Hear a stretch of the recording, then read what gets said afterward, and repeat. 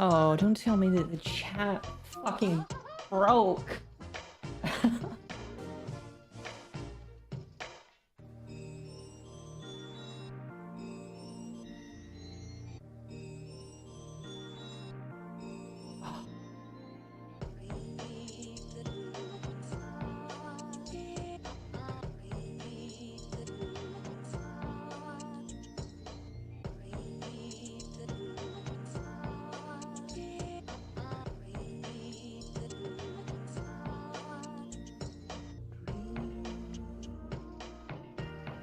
Yes, I know I'm unmuted. I'm trying this new thing where I don't ever mute, ever. There it goes.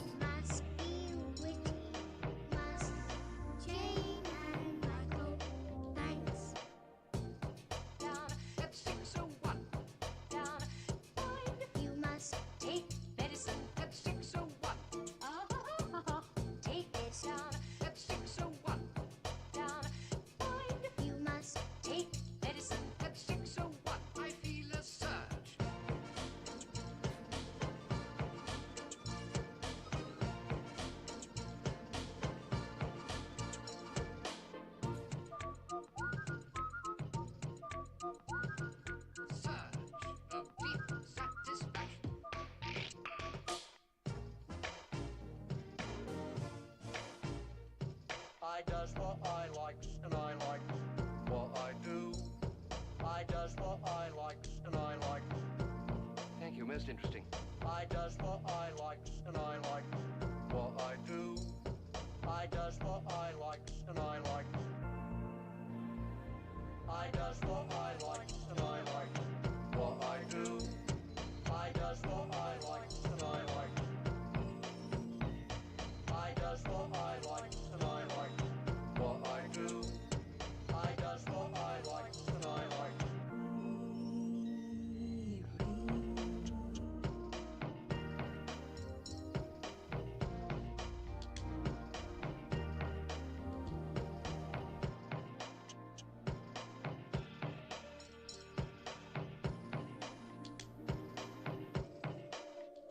Now how does that sound?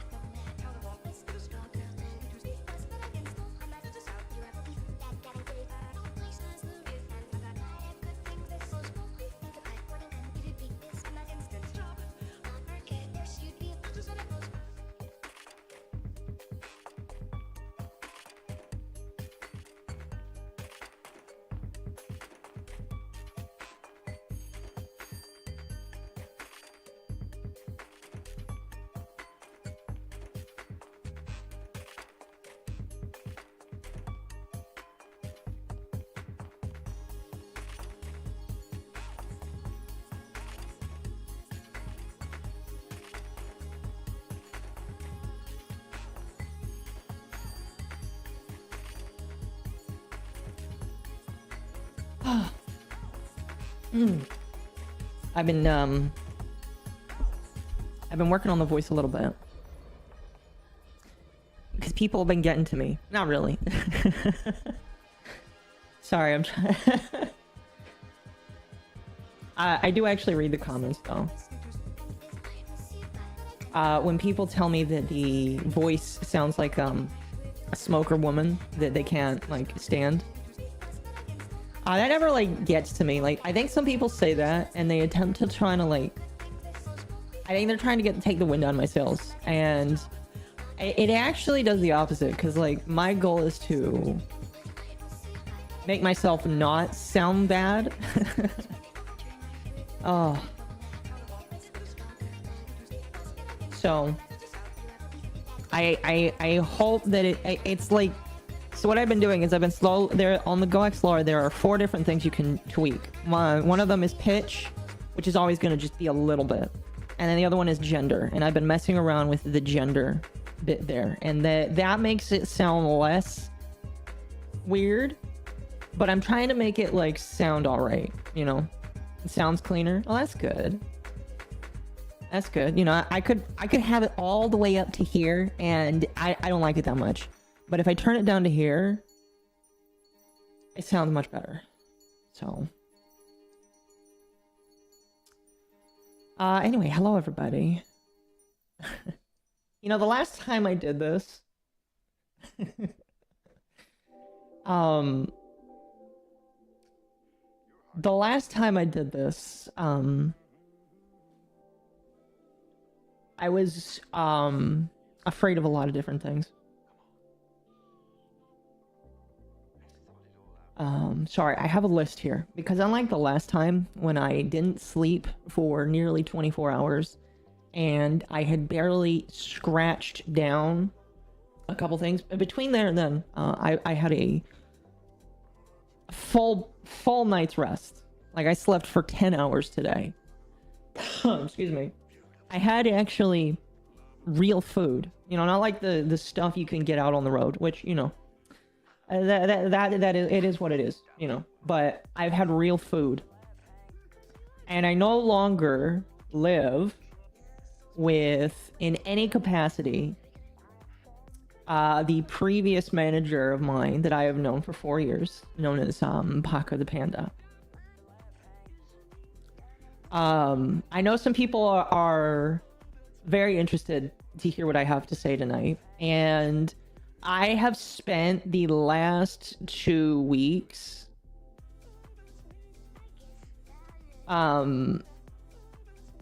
pulling together the last couple of years. Sorry, I'm gonna be adjusting my mic constantly because I'm in an echoey room because there's nothing in here except for a desk and a bed and me. And I apologize about the echo, but it's just something that we're gonna have to live with. I hope it's not too bad. How am I feeling right now? Dude, I feel fantastic, but not for like reasons that some people might be worried about, I guess. I don't know. That will probably be explained at the end here. I have also turned off notifications. I'm hoping that they stay off. If they turn on for whatever reason, please don't be mad at me. I want to try and keep this. I want to try and keep this on point so people aren't distracted by anything. So,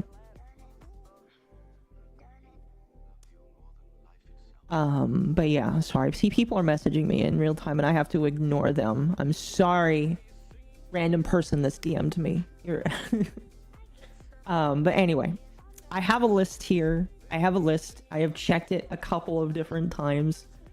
I am going to tell you guys right now, a lot of what I am going to talk about tonight is based off of conversations that I have had IRL. And I know that for a lot of people, my credibility is kind of like fallen apart because of what has happened. And if you choose not to believe me, that is fair. That is fine. I'm not going to blame you for it. I think that previous uncharitability that I've had probably wouldn't have me believing some of it either. I think I'm a little bit different in what I do or don't believe, but that doesn't matter. All I'm going to say is a lot of what happened the last few weeks did not occur in a space that was easy to record. So, and plus I don't like revealing messages or anything anyway. So you can choose to believe me or not to believe me. What I will show is here. I'm currently. What I will show is the last thing I sent to Paco. It doesn't include any private information. It's just my message telling him that I'm done, basically. And I have made sure to censor things, so that there's no private information, shared. So all you are going to see is what I have said. I'm not going to be sharing anything that other people have said because I legitimately don't believe in doing that. All right. I only believe in showing what I have said to other people because I stand by, I stand by the words I say when I am coherent and, able to back up what I say. When I'm not coherent, I'm not going to stand by it because I'm probably am not in the best mindset. So, let me just triple check that I'm not accidentally Uber doxing anybody here, which I'm pretty sure I haven't. Okay. So, chat. For those that don't know, the last couple weeks have been really weird. And here,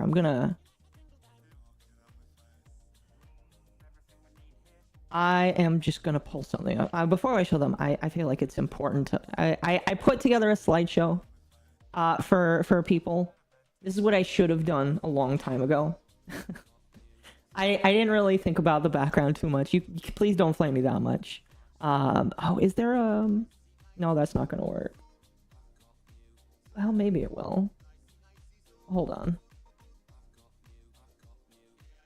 That works. There we go. There we go. You know what? We'll just do that for right now. It's very minimalistic, and it just shows the stuff that's important. So I have decided to title this "Why I Left Under the Tea," and why I really didn't want to, because despite how I've acted the past couple of weeks, it's important for me to know that this is not at all what I wanted to have happen.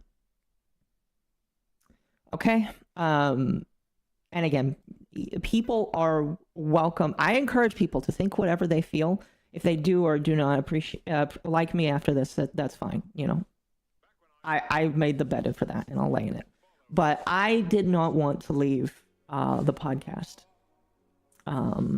As I will probably say a couple different times tonight, it was my favorite stream of the week. It was the one time a week where I met up with two people that I had grown really close to, and I had considered family, and we talked about things that were funny to us and were important to us. So I never wanted to leave the podcast. I willingly chose to leave the podcast, and I feel like it's important to talk about what led up to everything here. Ads? Are there ads on? Fuck. I thought I turned those off. Can I turn it off? Alright, ads should be off. Should be. Should be. I don't need to make ad monetization off of this. If an ad comes up, let me know. I'll look again, but I did not want to leave. I willingly chose to leave, and the actions that I took solidified that departure. And I really didn't say anything over the last couple weeks, and Mizu is kind of like helped me out with kind of like understanding this. The reason why I have been very sparse on details is because I'm gonna move myself because I'm looking to over here because the chat is like over here. I'm just gonna move myself over here. I'm gonna shrink. Actually, you know what? I'm indecisive. We're just gonna do this. We're just gonna do this. I don't know what I'm doing tonight. All right. I don't know. This will be fine.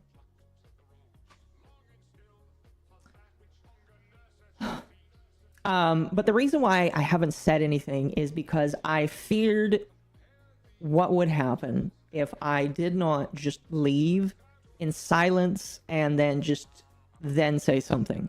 So, and I also needed to get things together.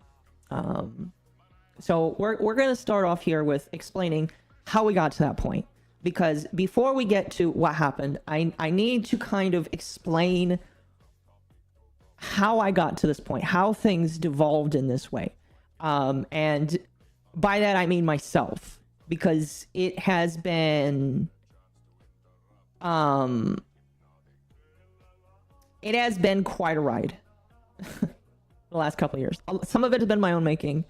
A lot of it has probably been my own making. Some of it has been me not understanding certain things. I don't know. So the last 2 years, all right, now I've only known Mizu and Lumi for about 1.5 years. Mizu for about a year, almost. I think it's a little over a year now. But the past 2 years haven't really been the most fun with ever since I got to Texas. Things have been wonky, and the reason is all because of is because of money. So this is something I've alluded to a couple of different times. I was even more open on it on a member stream once, but financially, and still now, but not as bad. I have not been in the best situation. When the coup happened, or before the coup happened, this is pre-Occo. This is pre-streaming era. I mean, like, I'd always dabbled into content creation, but I had really wanted to get into VTubing. But before the coup happened, I didn't have any debt whatsoever. I had 2 credit cards with a high ceiling of how much credit I could take out because I had never had any debt. I had a good job. I was an armed security guard. I assisted police officers in making arrests. Very dangerous but very rewarding work. And I had almost $10,000 saved up in the bank. No, it was like 6 or 7. Yes, it was around 6 or 7. It's been so long that I can't remember. I don't have that much anymore. I wish I did, but I don't have that much anymore. I had an apartment. Well, not an apartment. I had a room. I had 1 room in the bathroom. That was it. And man, it was so tiny. It's about as big as the room I'm in right now, which is decently sized. But the ceiling was so tall that I had a loft bed. And so I was in my early 20s, and I had a loft bed. I had like the coolest single guy life, you know. I was getting there. I was starting out. I was getting through there. You know, I didn't have a girlfriend, but I was actually like dating and all that kind of stuff. It was actually really cool. My family lived nearby, so I went and visited them every single week. It was just great. It was fantastic. It was a life that like it was chugging along. Something that I had always looked forward to when I was a kid. Because when I was a kid, I had wished for this unbounded freedom where I would go to my job, I would come home, I would obviously be searching for a partner, and then I would, you know, have my own personal time, if that makes sense. But then the coup happened. I remember exactly when it happened. Nobody took it seriously, especially where I lived, and I lived in San Diego at the time. So I lived in California. Everybody was like kind of freaked out about it. Nobody really took it seriously for the moment. I even remember the first week that it started hitting. We weren't required yet to wear masks, but I had a buddy who had a partner who made, or his wife, I think, that made masks. And I bought one from him because I thought that a cloth mask was super duper cool. Because at the time, I was like, oh, you know, wear a mask for a couple of days. This would be cool. And if it's black, it looks so cool. I'd be super duper official looking and menacing because, you know, I'm a security guard that wears a vest, and I carry around a firearm all day protecting the people. And that was the coolest shit to me. All right. And, you know, I'm autistic, so I'm allowed to be stupid. But then the coup happened. When the coup happened, I lost my job. I lost my job. I moved from California with my family. I shacked back up with my family where they moved to, and I got a new job, and then I lost that because, and you can or cannot disagree. Well, you can if you want disagree with this, but I would not mask up because I visited a doctor, and the doctor had determined that I could not mask up because of a heart condition that I have, and he believed that the masking up would make it hard for me to breathe and do the work that I was doing. So I ended up losing my job and unable to work. During that time, I did Instacart. However, you know, time was rough, and I would say that I went through a bit of depression because I wasn't as motivated through life. You know, the world kind of falls apart. You lose your cool job, your cool little bachelor's pad, all of the cool little things of life. I even remember some chairs that I bought. There were these IKEA chairs, chat, that I bought, and they were the coolest things in the world. They were like $200 a chair, but they were mine, and I didn't have any debt, so it didn't matter that they were like literally $400 to put 2 of them in my house. But they were beautiful, and I loved them, and they were great. And I lost them because I couldn't take them with me when I moved, and I was so sad about that. And all this to really just say, like, you know, I went from having, you know, a cool position in my early 20s that I wanted to expound upon, and then it just kind of like, I fell flat. Not only did I fall flat, I started racking up debt because, you know, when you don't have a job and you still have to pay for expenses, you know, I did Instacart to pay for the rent because I paid my parents to live with them, you know, and then I used my credit cards to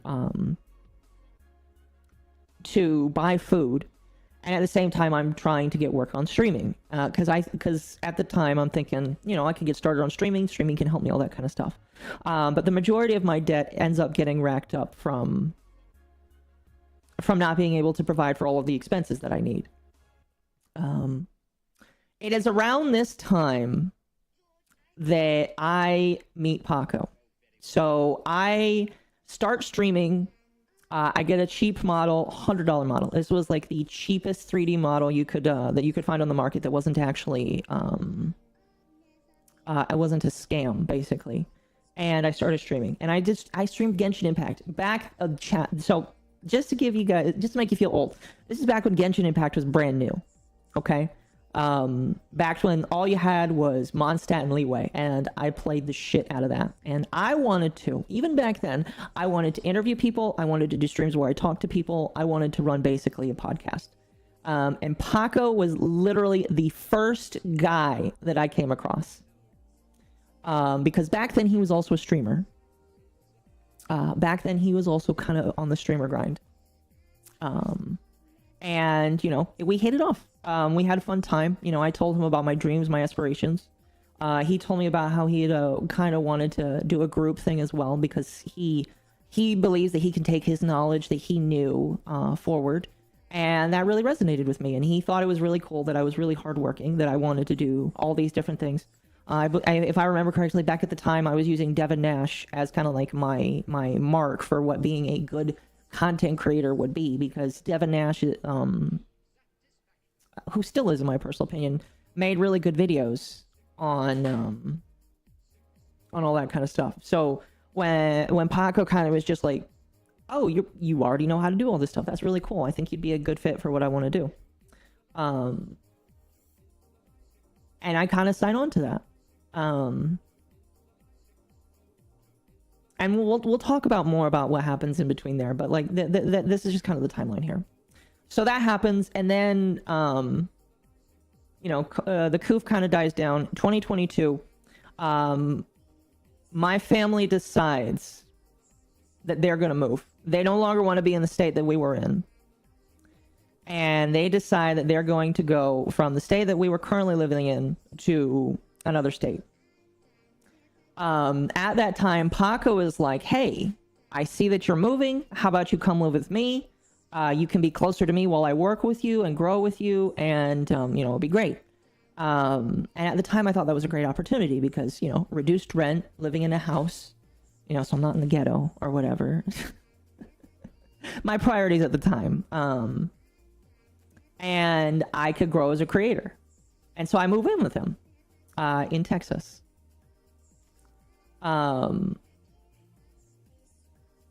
And while this happens, so that happens. I move here. I'm not here. I'm not here anymore. Excuse me. While I move there, a couple things happen. The debt doesn't really get better because, you know, for like a couple weeks to a month, I don't have a job. And so I'm still doing Instacart and still using my credit cards to pay for things. Then I get a job. And the job is actually a pretty nice job, working for Amazon. Everybody hates Amazon. Everybody shits on Amazon. All right, cool. But it was like a lifesaver for me because that was the first time I got a job where literally my boss actually respected me. And I loved the shit out of that man. That guy is amazing. He was also a Christian, so he and I connected on a lot of different levels as well. When I started getting paid my full pay, because they had an incentive structure where after your 90 days, they pay you more once they prove that you're not going to run away. Like shortly after that, because like my plan was, okay, you know, I'm only making X amount of dollars here. When I make my full amount, I'm going to go ham on paying off these cards. Literally a couple of weeks, I don't know the amount of time, but a couple of weeks to a month after I get full pay, my car gets totaled. And this is the shittiest fucking thing ever. My car gets totaled because I'm in a parking lot. I'm going to work.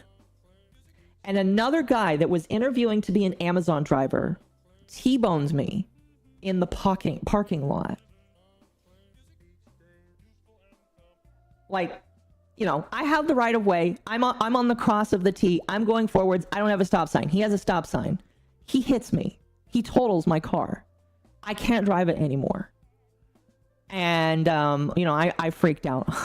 Obviously, I freaked out. So, at that time, you know, Paco was no longer living in the house I was living in. Family members of his would take over the house, and I would still live with them. But he's living on his own. With no guidance, and this should tell you how stupid I am. I mean, okay. I'm not as stupid as I was back then. I would not make the same mistakes that I did back then when it came to this. But what ends up happening is I go to a dealership, and because I'm alone, a dealer corners me, and I buy a brand new car. And I buy a brand new car. I'm not going to tell you how expensive it was. All I will tell you is that if I had anybody with me, anybody, okay, they would have told me that was a bad idea. All right? Because I told that dealer my expenses. I told him all I could afford. I told him what my monthly expenses was. And he looked me dead in the eye and said, yeah, you can afford that.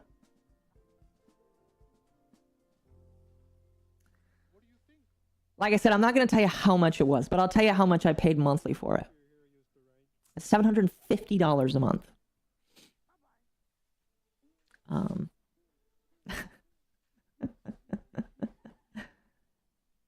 I really don't want to keep going on that because, like, it's whatever. And that's getting that's one of the things that's getting solved. But yeah. Am I insane? Yes. I am insane. I was very extremely stupid back then. My mother thinks that, like, if I wasn't in debt, I probably would have sued the dealership. Okay? Without a job? No, at that time I had a job. I just didn't have a car. So that adds on to the debt. And like I said, if I had anybody else with me, anybody else, my mom tells me now, because I've talked to her a lot recently over the phone. She tells me if I would have known your expenses and I would have known the price of the car, I would have told you never to buy that car. Ever. it's besides the point here. I don't want to get bogged down on the early details. Let's talk more about Paco. Okay? Let's talk more about Paco. I already told you about how I met him. Let me tell you what convinced me to work with him. Because, you know, everybody has been asking me, why'd you work for this guy? He sounds horrible. He sounds like he took advantage of you. Let me explain. I have always operated on the idea of having to see proof of things before I do something like that with people. I'm very picky and choosy about who I decide to align with in that respect. And he showed me people he had worked with. I'm not going to show the people that he has worked with because they deserve their privacy, and they have asked me not to talk about like them in specifics, but I am just going to tangentially say that there are other people I've met that he's worked with, and he knew people in the industry that convinced me that he was worth working with, that he had credibility. And like I said, he allowed me to move into his family house for low rent to work off my debts while growing my brand. In addition to that, he also helped me get a job at the company he was also working at. A fun fact, I learned this after joining. He got paid for helping get me a job there. I guess they pay you to help get other people to work for the company. I didn't know that. He was just like, hey, you helped me make a couple $100 because I just got you hired. That's like a little thing, but whatever. He also almost sold me a car that he was planning to total. Now, that doesn't mean it was like a bad car. It just means he had finished paying it off and he no longer wanted it, and he was just going to get rid of it, basically. Let the insurance take it. Now, I don't really know the condition of the car. He was going to give it to me for like $5,000 or something. But, like, I almost took a car. In addition to that, I almost moved into his house where he lived with his family. All of this really to just say how entwined my life was with the guy. And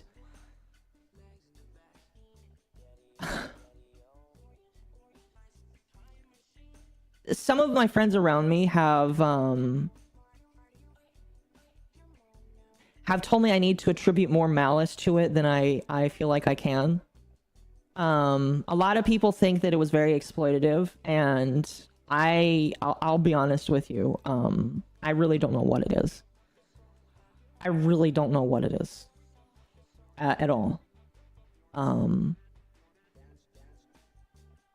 At this point, I can't say whether or not I feel like he was trying to help me or not. I don't really know what there was to gain. I mean, like, he would tell me that he wants to help me because he wants to grow me as a streamer. Because if I grow, he grows as well. But I don't really believe that anymore. Anyway, I'm going to move on from this. A lot of you might be bringing up that there's a lot of red flags with this. Or thinking, why the fuck would you entwine your life so close with this? And again, I'm not going to tell you to, like, accept my reasons. These are just my reasons, all right? And you can agree or disagree. I won't blame you either way. So, while I was with him and talked with him, in the early days, there was a lot of chatting, in messages. And I'm not going to pull up any of our own messages. Because I don't feel like doing that. I just don't like doing that. But while he and I talked, I actually remember this was a phone call that I had with him. And I believe this is one of the things that he did to kind of prove himself to me. And again, if this is a red flag to you, just understand, I operate at a different level than you do. I'm not saying I'm stupid or that I'm retarded or I'm any which way. I am just trying to explain to you how my brain works and how I thought.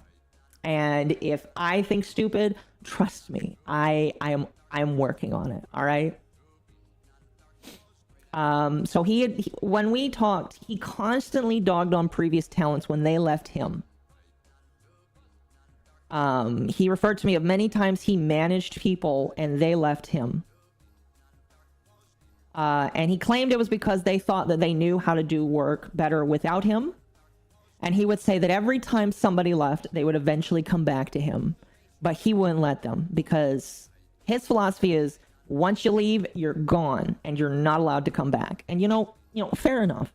You know, when you are actually an expert in something, you are actually learning something. If somebody doesn't take your advice and wants to leave, all right, fair, cool. I kind of understand that. But that was something that he always talked to me about, is when people left him. He was always busy with so many other projects or family or life. When I first moved to Texas, he was just budding in doing what he was doing. He was kind of doing odd things. And I'm not going to talk about like what he does now. But he does a lot. I really do mean a lot. He has a full-time family now. He has the job that I worked. And if you guys remember, my job was 6 to 7 days a week, 12 hours a day. Okay? So not only does he have a family that he has to go home to, he has a job that he works almost every single day for 12 hours. And then he has a lot of other side things that he has. A lot of other side things. Again, I'm not going to mention them. Okay? And because of that, I had very little attention. You know, most people think that when you're in management like this, you probably have weekly meetings, or like maybe semi-weekly, or hell, even monthly. And I was lucky if I got to talk to him about content stuff. You know, rarely. What does this have to do with UTT? I'm explaining how we got to what we got to. Am I feeling okay? Dude, I am thankfully in the best mood I have been in a while. I think that if my mood didn't shift the other day, I probably wouldn't be, but I'm fine now. Thinking back on it, it really is depressing, but you know, it's whatever. So he's always busy. Previous VTuber talents left Juniper when it started due to lack of support. So not a lot of people know this, and this is something that I had always forgotten about because it was so short. But when Juniper started, there were other people that I kind of helped bring in. A couple other VTubers. They were also small. And they didn't stick because they didn't feel like Paco was moving fast enough for them. I had written that off as they weren't willing to wait and see what he could do. Because for me, you know, by this point, I was growing. I was, I think, streaming on Facebook. You know, I had shown numbers. And I, at the time, believed that I had grown to the point I had grown to because of him. And it is only because of him that... It is only because I had at that point thought that, and I don't think this now. I will tell you right now. I'm at 10,000 subs right now, and he didn't do that. He didn't get on camera and make the content. I made the content. He's not the one who screams about the things that I do. In fact, he's the one who told me to stay away from drama, and I'll talk about that more in a moment, but he is the one who told me that drama is bad, and that if I do it, I will not be able to grow.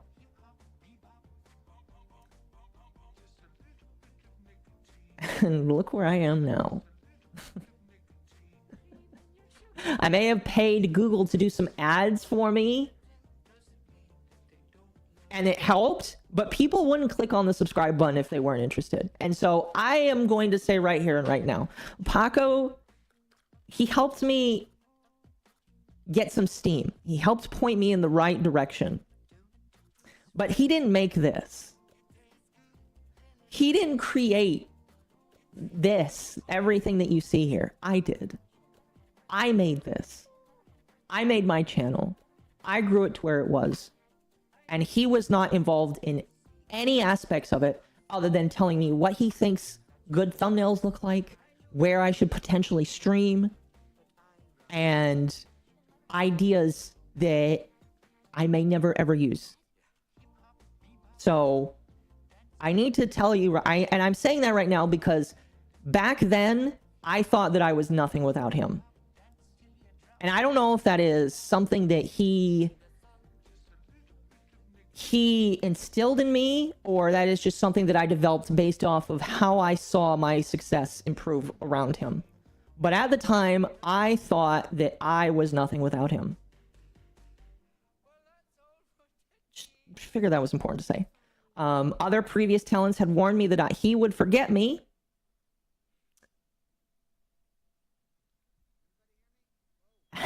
And yeah, this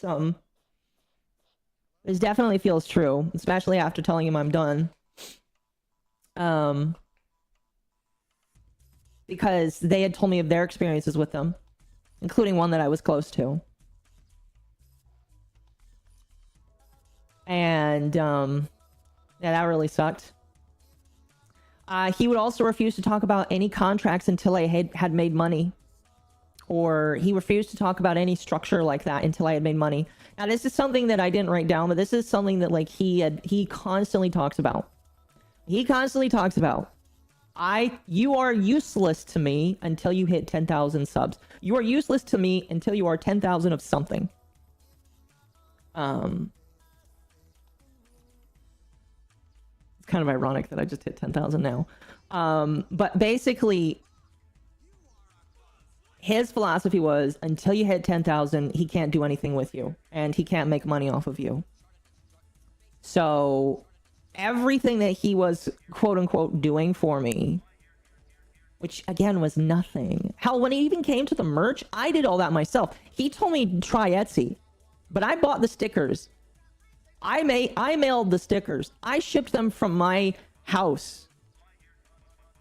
He didn't do any of that. You know,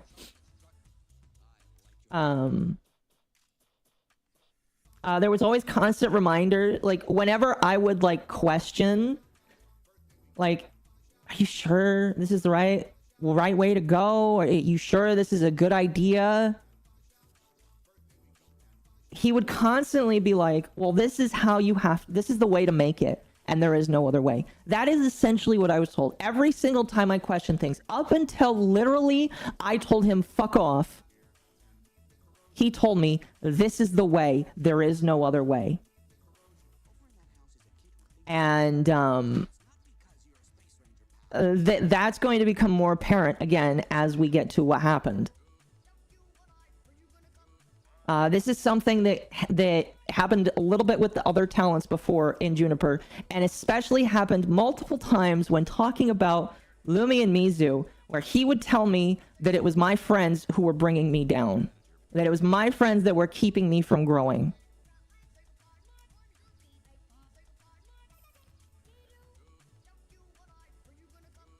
Now, I'm not going to say who specifically he's talking about when I read these, but it really disgusts me. Because, like, here's the thing. Nobody is perfect in this world. I know Lumi and Mizu aren't angels. Far from it, you know. I don't think they want to be. I think they want to just be normal people. But constantly, I was reminded over the year that they were there how one of them were dead weight, or how one of them was a leech to his time and to the time that they took from others. And that really stings.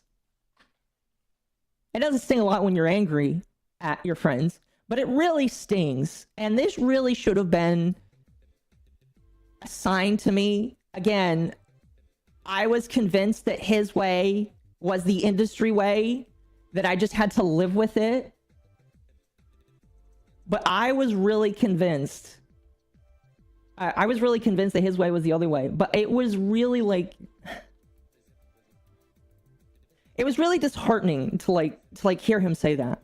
I remember like a couple months into having Mizu there, and he was already like, I hate Mizu, I want him gone. Mizu is worthless to me. And I was just like, you can't get rid of him. He's literally one of the original 3 of this podcast. You can't get rid of them. And I know he was always really upset with me about that. He never told me, but I knew that he was really upset that I just would never be like, all right, fine, get rid of Mizu. Because I don't want to get rid of Mizu. Like, yeah, Mizu's been suspended twice. He's being a good fish right now. He's not been suspended. Excuse me. Mizu's not on Twitter anymore. His brother or friend is on Twitter now. So we don't have, Mizu is still suspended, but Mizu Tamari is on roommate. Yes, Mizu's roommate is on Twitter now. We don't know. We don't care about Mizu's Twitter accounts. Mizu Tamari is the ones you got to follow.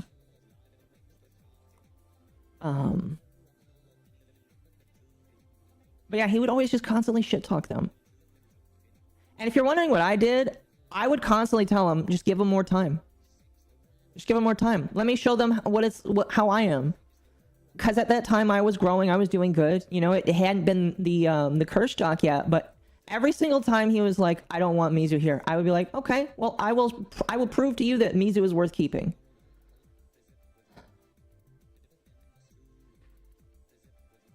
But that continued all the way up until the end. And I could have done more to like. Actually, I really don't know how much more I could have done. I don't know. Chat, here's the problem that I had.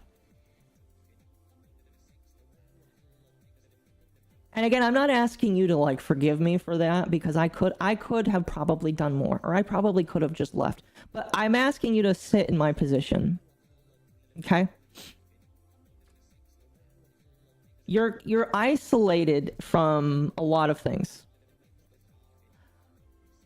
You don't talk to your family much because they live multiple states away. You call them once a week. You don't talk about your streaming. You talk about life. You talk about your job. You talk about religion, because religion has been such a hot topic for me the last year as well. I lost my religion last year as well, so that's been rough as well. I didn't include that, but that sucked. You know, I don't talk to my family about streaming. When it comes to your friends, you only just tell them, oh yeah, it's doing good. But I don't know what more I could have done. Like, because I felt afraid that if I walked away and if I defied the sleeping panda, as it were, that not only would I not have his help anymore, his quote-unquote help, but that I would probably lose my room. I would probably be homeless. I'll talk about that in the next one, but like yeah, I'm gonna move on, and I'll reaffirm that here in a moment. But he constantly affirmed, if you leave ever, I will never touch you again and will never offer you anything. I constantly felt like I was nothing without his help. I felt like my success was only because of him. And because of that, I felt like I was forced to stick around. And this is something that, like, recently my mother and I talked about. But she and I would constantly, well, not constantly, me and my mother talked about how I am a very loyal person. Very loyal.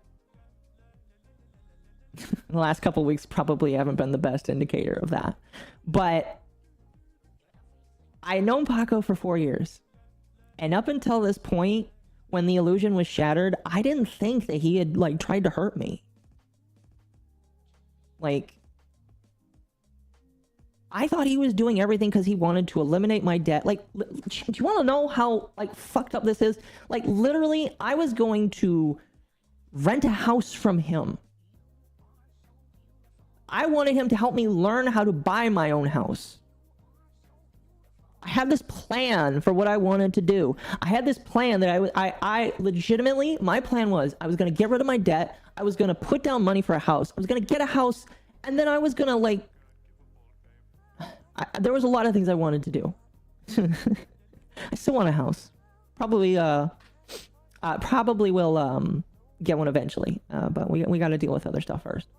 But I had this great sense of loyalty because I felt like he hadn't done anything wrong to me. So why did I stay? There was a lot of FOMO, gambler's fallacy. There were a small handful of times, like 2 or 3 times where I'm like, gosh, Paco's moving so slow. I know that I'm not like the biggest creator in the world, but damn, I wish he would find other people to join this org, because I felt so alone. I felt so alone. Like literally the first couple of years of Juniper, you know, we had people cycle in and out, but I had nobody in this group. And I felt like I was missing out because, you know, you have all these groups that are rising and falling and rising. And I was alone. You know, Juniper wasn't a thing. It was just me, and it was at the end of my name. And I constantly begged him, please find other people. Please get other people. I don't want to stream alone. And there were times where I was like, you know what? Maybe I should go somewhere else. You have us? I did, but like, I mean like streaming partners, because I felt like I wanted streaming partners. If that makes sense. But the FOMO gambler's fallacy, the fear, I had this fear, chat, that if I left him, I would be leaving him right at the edge, right when it was about to happen, right when I was about to make it, right when something was going to blow up, and then I wouldn't be able to handle it, or I wouldn't be able to actually get going, or it would just be shut off forever. And that terrified me, again, because I was in debt. I had a car that I didn't want, that I hated, that I didn't want to pay for because it was $700 fucking dollars a month. I had all these things piled on, and I was just like, I can't. Because if I do, I don't know where I'm going to go. Now, in hindsight, chat, in hindsight, there are other options. And I'm going to tell you right now, there are other options. If you are in debt, sometimes bankruptcy is the only option. I'm not filing bankruptcy anymore. I'm saying right now, bankruptcy is not happening at all. I am going to consumer debt counseling. They are helping me consolidate my debt, and that is going to pay off my debt. It is drastically lowered the amount of money I have to pay on my credit cards. Awesome. When it comes to the car, I'm going to take care of the car legally, obviously. But I'm not going to keep the car. I'm going to sell the car, and then I'm going to get it something cheaper for $5 grand. If I would have known, like chat, if I would have known I could buy a car for like a tenth, not a tenth, that's way too much, for like a fraction of the price I paid for this car, I would have much rather spend $5,000 and pay that off in a couple of months than be forced to pay $750 for the past 2 years. And what I'm trying to say is there's options. There are options for people out there. If you feel like you're stuck in a hole, there are options. I was stuck in a hole. I wish I knew the answers. You know, I probably would have known the answers if I asked. But I felt like I was just stuck there. I felt like I was permanently stuck there. And I had to work my ass off or declare bankruptcy. And I didn't want to declare bankruptcy. I was so terrified of that. In hindsight, I probably should have just done that 2 or 3 years ago. But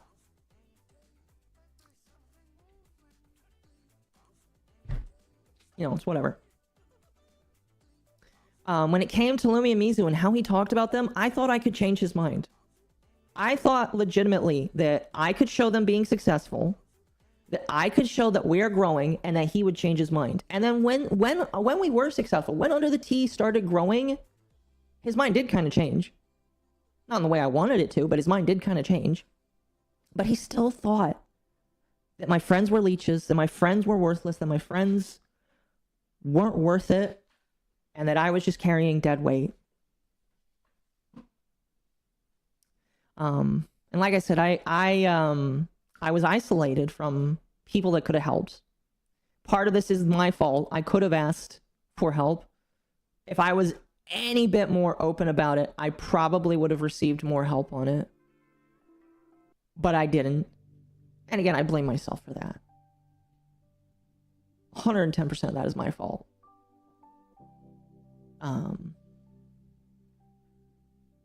Whether or not he knew, I'm gonna say right now, whether or not he knew about any of these alternatives to debt, I don't know. At this point, I don't care if he knew a lot of alternatives. Like, literally, the last couple of weeks, I learned about so many things that I didn't even bother to look up. Because I didn't know that there were alternatives. I didn't know that consumer debt counseling existed.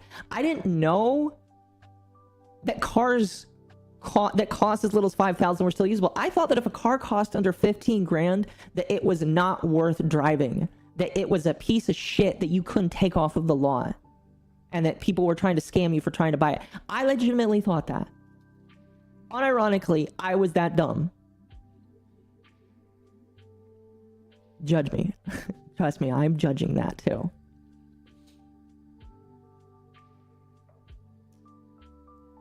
But his constant reaffirming that if I left, even for a little while, he would throw me away and never help me. This was my biggest fear. One that carried over to not just content creation, but my living situation and my ability to make money and my fear of homelessness. Now,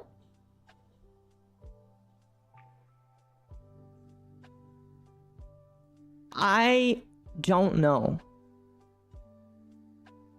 I'm gonna err on maybe not, now that I have talked to his family. Before I left. I don't know if I would have been forced to move out if I stopped working for him.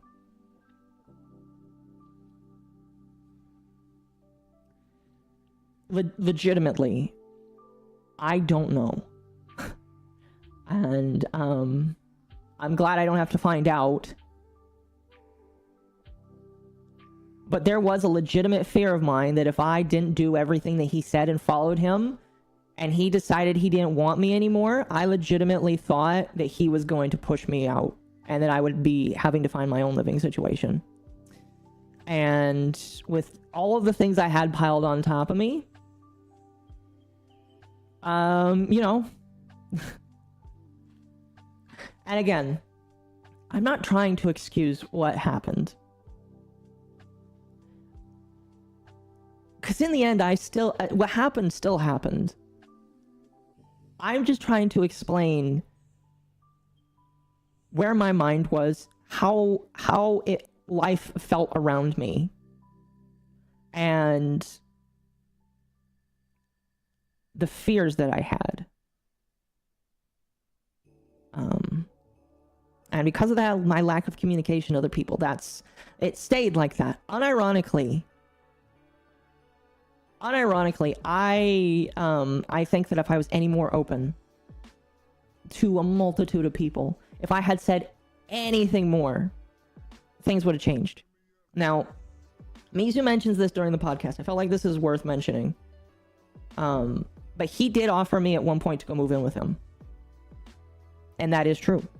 Mizu did at one point offer for me, to go move in with him and become his roommate. I will tell you right now, I wish I took that. I will tell you right now, I fucking wish I did that.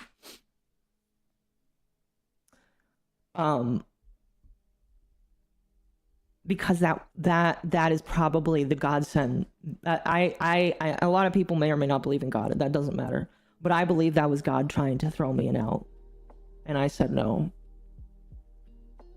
I don't remember exactly what the wording that I said to Mizu was, but I basically was like, I don't feel like I can. I don't feel like I'm able to. Is my bridge burned with them? No. No. I will get to how things are with them down the line. But I was offered housing with Mizu. He brought that up, and I do want to... yes, he did offer me that. And even during the couple of months leading up to what happened, he had given me advice on how to sell the car. And that was something I was legitimately thinking about. And if I had still been there, I probably would have been working on that. Because I don't want to... I'm not trying to like be mean to a car that I literally just bought. But it has been a chain on me. Sorry, what I'm trying to say is that Mizu has tried to help me out a lot. More than I feel like I probably deserved, because I'm just some random on the internet. We'll move on to this now, just because I feel like it pairs better with this. So let's talk about how I met Lumi and Mizu. I met them when I, at the time, had that maybe I should look for another group. Lumi was looking. I believe we were, if I remember correctly, we met when we were both in another server where fucking auditions were happening. Back then, oh gosh. Back then I was playing Warframe, making drama videos. And Lumi was just doing her. I don't even think she had 10 viewers yet. So long ago. Thinking to her now, it's just so insane how things have changed over here. And I thought about that recently, and it made me cry, because I'm just so happy with where things are. Did I buy a Tesla? No, it's a Toyota. Fuck electric cars. So I met Lumi in another org. I thought, why not invite Lumi to Juniper? I vibe well with her. I thought we'd done good together. And I offered. Paco was like, yeah, sure, why not? We bring her in.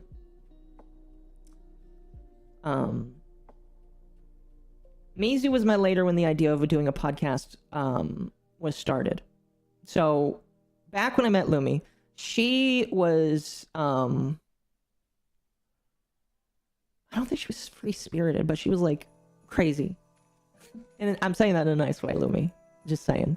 I remember the first time she came onto one of my streams, she just came on there and started screaming, fuck this, fuck that, all that over. It was amazing. And I was like terrified, because I was like, well, there goes monetization for that stream. But she wanted to talk drama, and I was like, yeah, cool, why not? I want to talk about drama. Let's do a drama thing together. And then she gets into the AccuAir stuff, and then her and Mizu do a stream, and I was like, well, that's cool. Mizu sounds like a cool guy. I learned about how Mizu knows all of this internet lore, and I was like, dude, this guy could be my fucking best friend, because I love talking about that shit.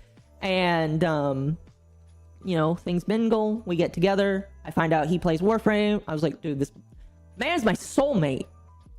I didn't say that at the time, but like, that's literally how I was acting. It's like, Mizu is literally like one of the coolest people ever, because he literally had a lot of the same things that I liked, and I loved it. And you know, we have our first stream where Marina comes on and whines, bitches, and moans like a bitch, because she defamed Taiga, and she's trying to not get sued. And after that, you know, Under the Tea, I can't remember the exact episode the Under the Tea was adopted, but bam, there it goes. And at some point after that, Mizu would join Juniper as well. Why is there Christmas music playing? Fuck the Christmas music, man. It's too early.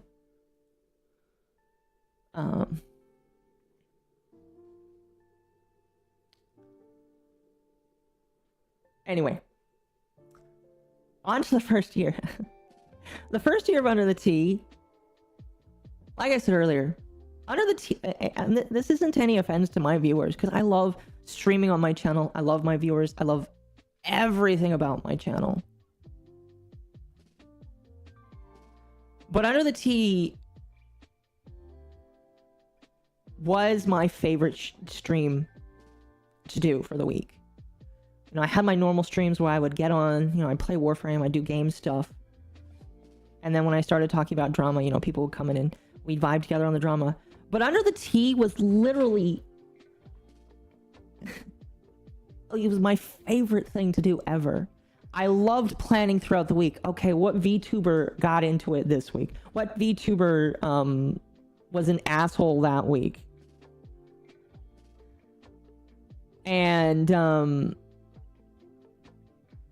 I just loved it. It was amazing.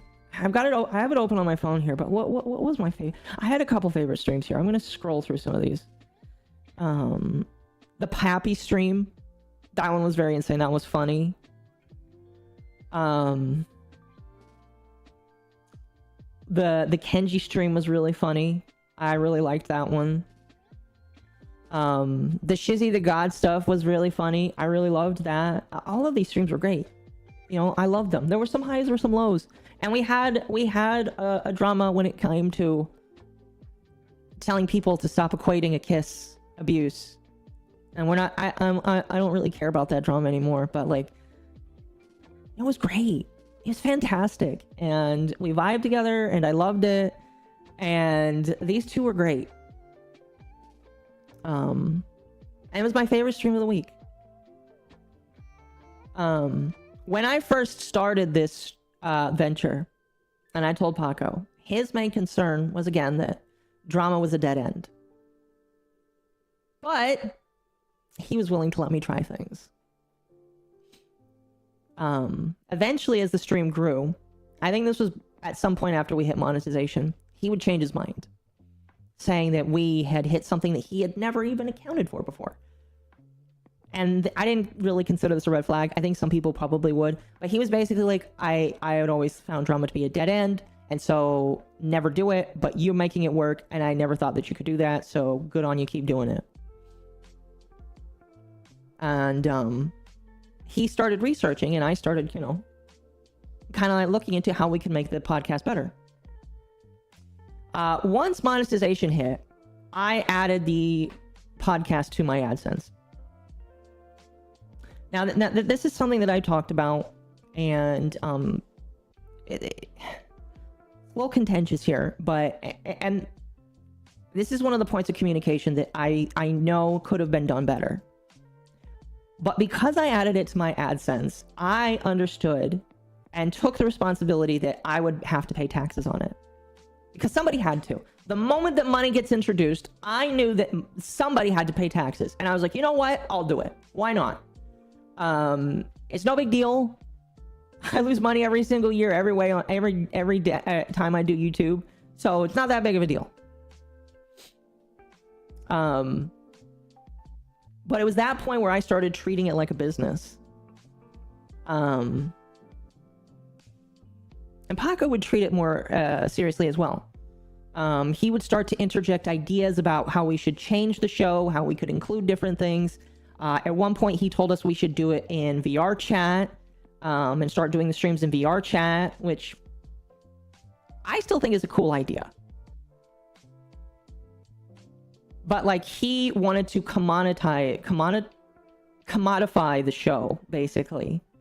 And there really isn't an issue with trying to take the show in a direction where it can be more profitable. However, that's not the direction that Lumi and Mizu ever wanted it to go. And this is where my deviation from the goal went.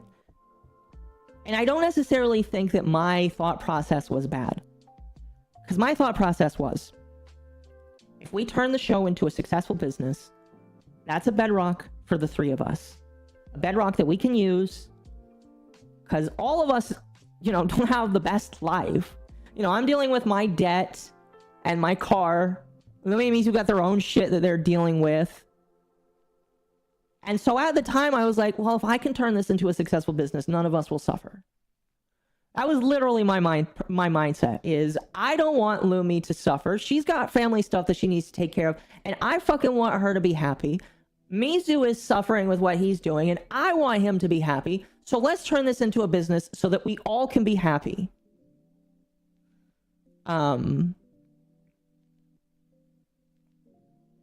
I don't know. You know, they say the was like the road to ruin or whatever is paved with the best intentions, but like that's what I wanted to do. I wanted to make us all not poor. I mean, I wouldn't really consider any of us poor, but like, you know, all three of us have expressed our own struggles in life. So I wanted to help them.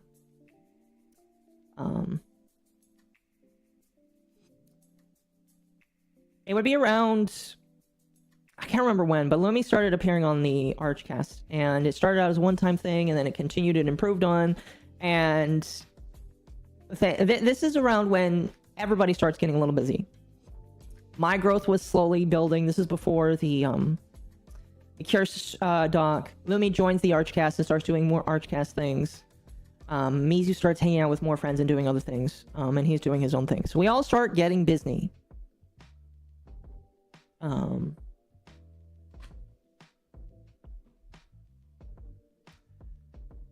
I'm not going to talk about it too much, but this did during this time there were concerns in my head forming, and these concerns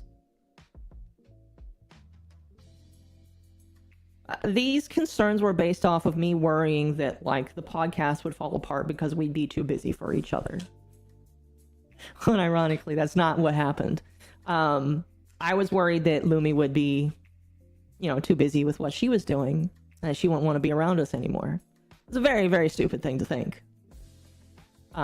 Something that immediately would get solved, because, and Lumi has said this all to me a couple of times, you're stuck with me. You're stuck with me. I'm here till the end. But I had this unfair fear that she was going to forget us, and that was wrong with me. It was also around this time, you know, that the intensity of Paco saying that my friends weren't going to be, it was around this time where he would start to push more of those thoughts into my head about them.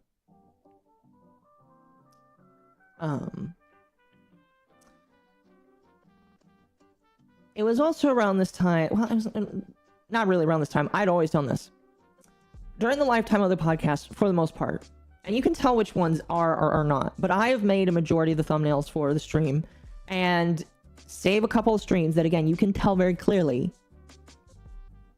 I had streamed the shows. I had also done work with assisting sometimes with the docket, and sometimes I would help pull together subjects that us or the audience had given us for the week. But I was juggling a couple of different things. And I did that willingly. I didn't get forced to do that. I did that because I enjoyed the thrill of saying, okay, what are we looking at this week? We pull it together and then I spread it out for people. I enjoy doing that. It's like when you cook a meal for somebody, and it doesn't matter if you don't get to enjoy the whole meal or you have to share the meal with people. You enjoy making it for people. And I enjoy doing that.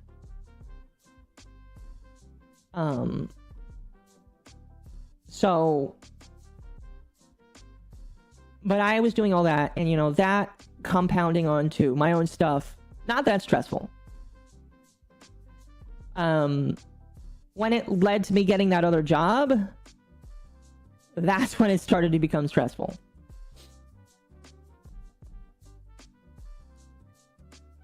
Paco would, you know, play into this during the end, saying that I did most of the work. Now,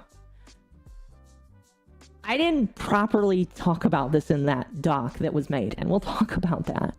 I did not do a majority of the work. I ran the stream, I made the thumbnails, and I occasionally pulled things together. And I did talk for a decent chunk of the time. I didn't run the stream, though. It was our project. I just did some of the most outward-facing things of the show.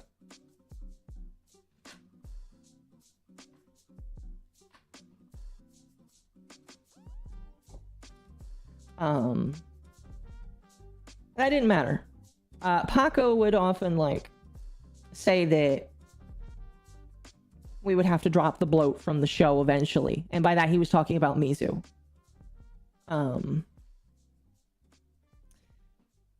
More than once, on many occasions, he would talk about how Mizu needed to be removed from the show because he saw Mizu as a non-contributor. He saw Mizu as dead weight.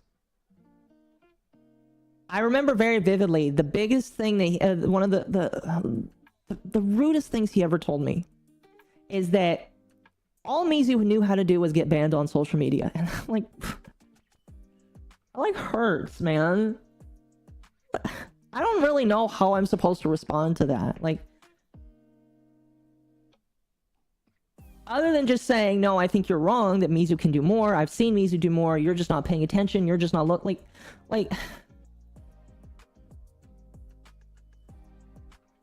I don't know. Anyway, the reason why I'm including all this is, again, just to show you how things were. We're moving around. Moving on. Things would tighten around mid-2024. My finances would tighten a lot more. Fearing bankruptcy, I started to look for other jobs. I slept less, became more irritated with life, and feared collapse.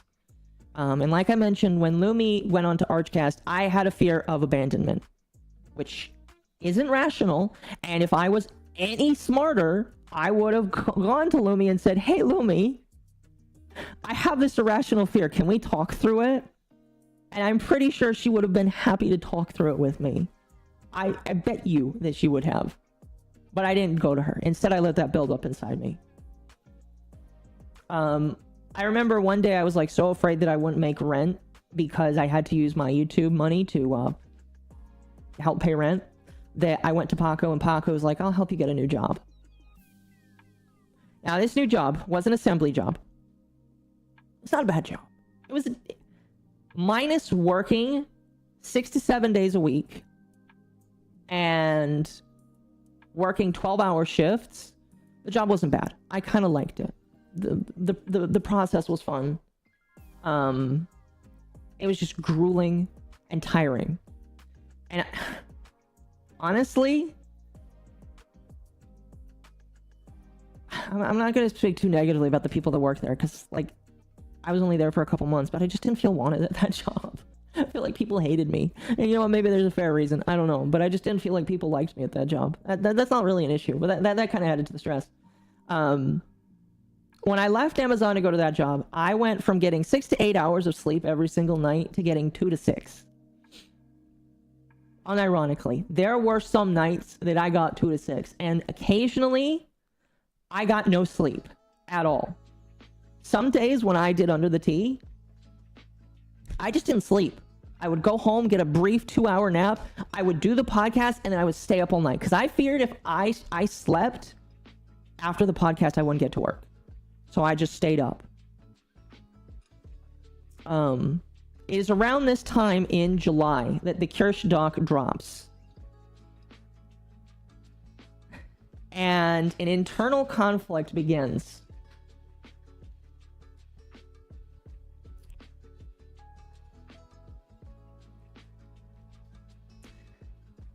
Now, to better explain that, I'm going to have somebody come in.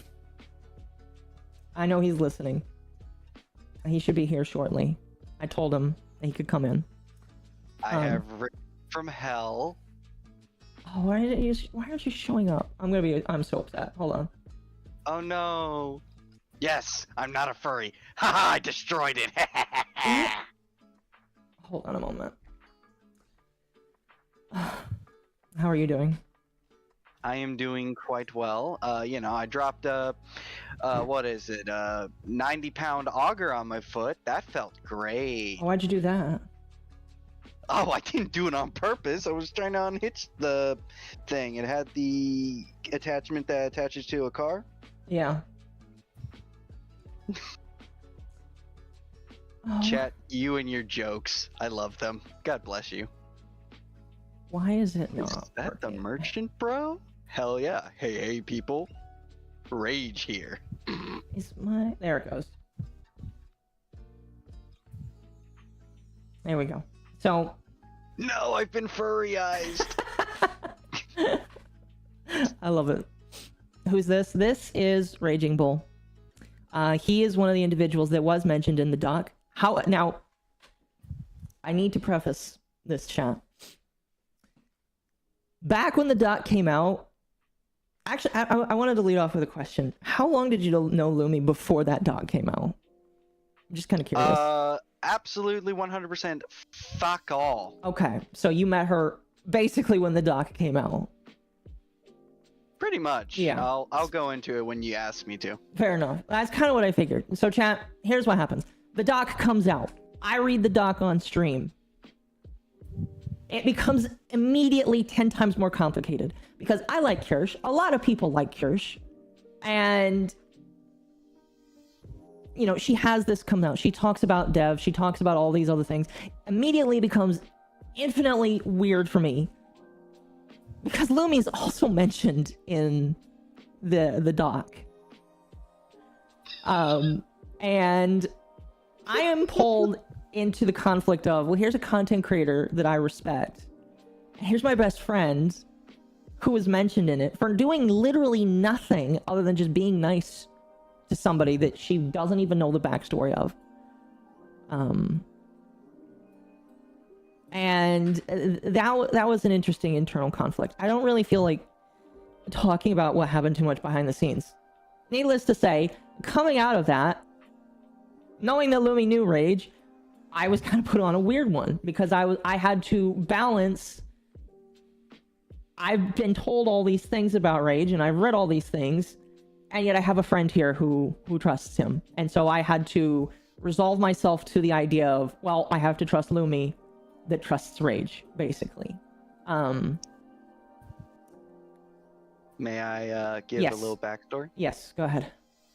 So, for all of you who are wondering, the reason, like the happenstance that came across to where I and Lumi crossed paths was because of the document. Aunt Hime, another streamer I manage, subscribe to Aunt Hime's shill. She decided to do a stream and had me on, had Lumi, and a few other of my friends on who were mentioned in the document. That's how we met, and we hit it off quite well. I figured. I just never felt like asking. Now, chat. Regardless of your side of the doc, whether you like or whether you hate it, I'm not here to really like tell you to make an opinion on the doc here because I've covered it. I've made videos on it. I even said that Rage was at most a shit stirrer, which sometimes you kind of are, but not like in a bad way. I think that you are just kind of funny, very raw with how you talk about things. You can stop me at any point. Very much so. I rate that document a D-. See me after class. But what I will say, chat, is over the course of the couple of months, I have gotten to know Rage, and he shared a lot of his personal life with me. And okay, let me back up a little bit. Chat, I have this ability, and I think I gained it when I was a missionary, to be able to read people. And I do feel very firmly about this. When I read, I believe that if I spend enough time with a person, I can read them.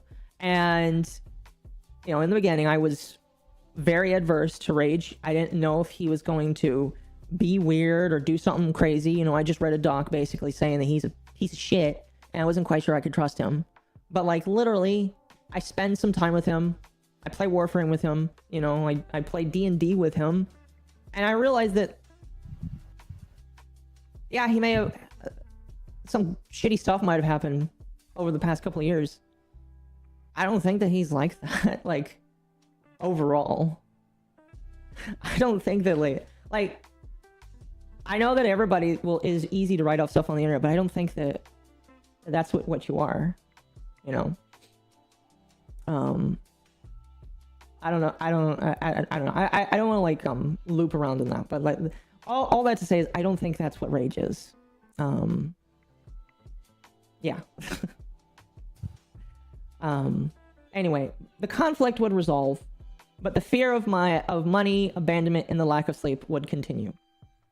Communication, meaning between me and Lumi and Mizu, would become less and less as I became more tired, stressed, and unable to properly think. It was around this time that Lumi and Mizu would express concerns over Paco not doing anything. Now, it's important to note that during the year that Paco was around with them, I was under the impression that he had done more than I actually learned that he had done.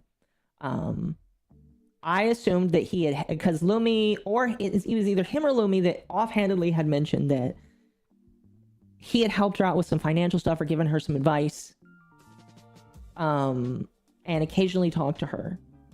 With Mizu, he didn't talk to Mizu at all, unless I told him he had to. And that should have been a red flag for me. But I assumed that he was just, again, busy because, you know, he doesn't talk to me. So it's not that big of a difference to me. But Lumi and Mizu were just like, if he doesn't get off his ass or do something, we're gone.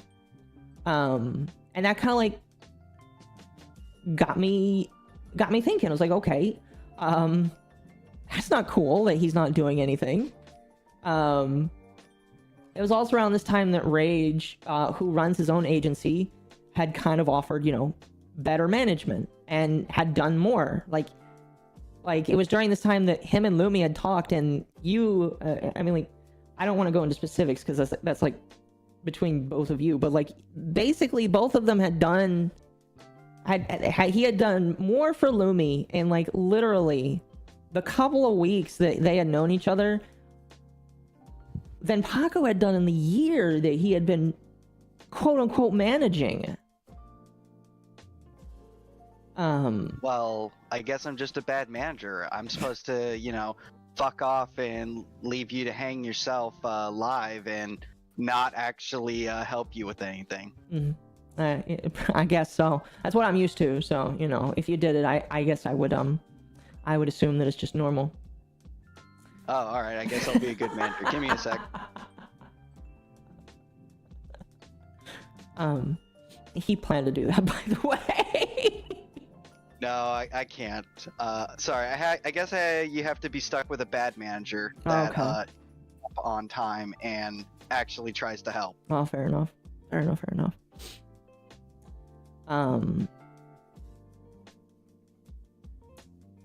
When Mizu and Lumi express their concerns to me, I go to Paco, because again, we work at the same building, we work the same job. I see him practically all day.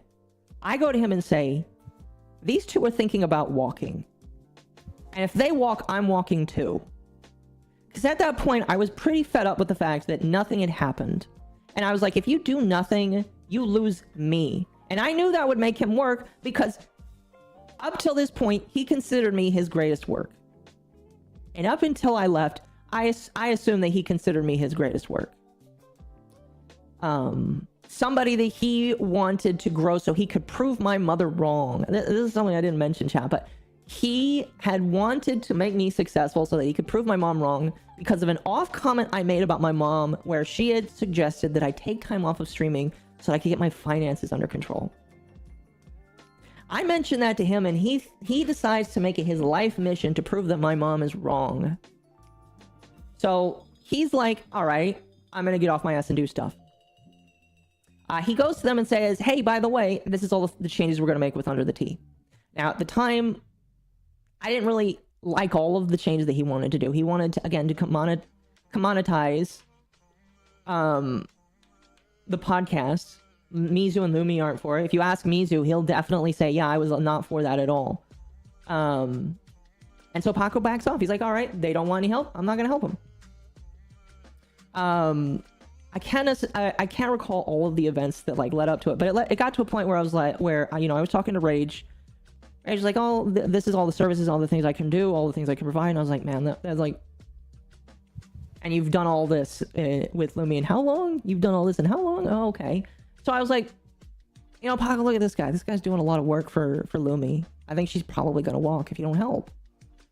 Membership's not active. I turned off monetization for the stream here.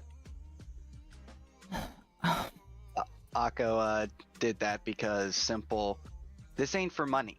This is to set the record straight. Yeah, I mean, like, if you want to donate, there is a PayPal, or not PayPal, a Streamlabs link, but I turned off the links for this stream. Anyway. It got to a point where I was streaming with Mizu, and I text Paco and I was like, dude, I wanted to join membership specifically. I'll get it next time. All right, sounds good. Stay on track. Yeah. Stay on track. Where I'm like, Paco, Rage can do all these cool things. And I tell him, I was like, look at all these talents that he's got, all these resources, all these talents. I show him Ant and say, look at Ant. He's managing this one. He's like, oh, that person's kind of decently big. I don't feel so bad about this. And I was just like, maybe we should separate. He's like, all right, fine, sure, go ahead. And so, you know, like halfway during that stream, I was like, hey, Brage, I'm not under Paco anymore. And, you know, all three of us kind of get adopted into Lucky. Now, I don't know what Mizu's plan is. Mizu has told me, and it's very believable, he doesn't want to really be managed by anybody. That's not for me to say or talk about, but like, I basically say, hey, Rage, you have free reign. And, you know, we all kind of do our own thing and get started with that. It would also be around this time, I don't know if it was before or after, but it would be around this time that my job would lessen the hours. One of the reasons why I took my job, even though that it does have long, grueling hours, is because it offered overtime. The amount of overtime that was a godsend to me. Like, I'm talking $1,000 a week, as opposed to like $600 a week. And that would allow me to pay for all my expenses in 2 weeks and then put extra money towards my credit cards. However, the work went down. And the work went down because of complications at work.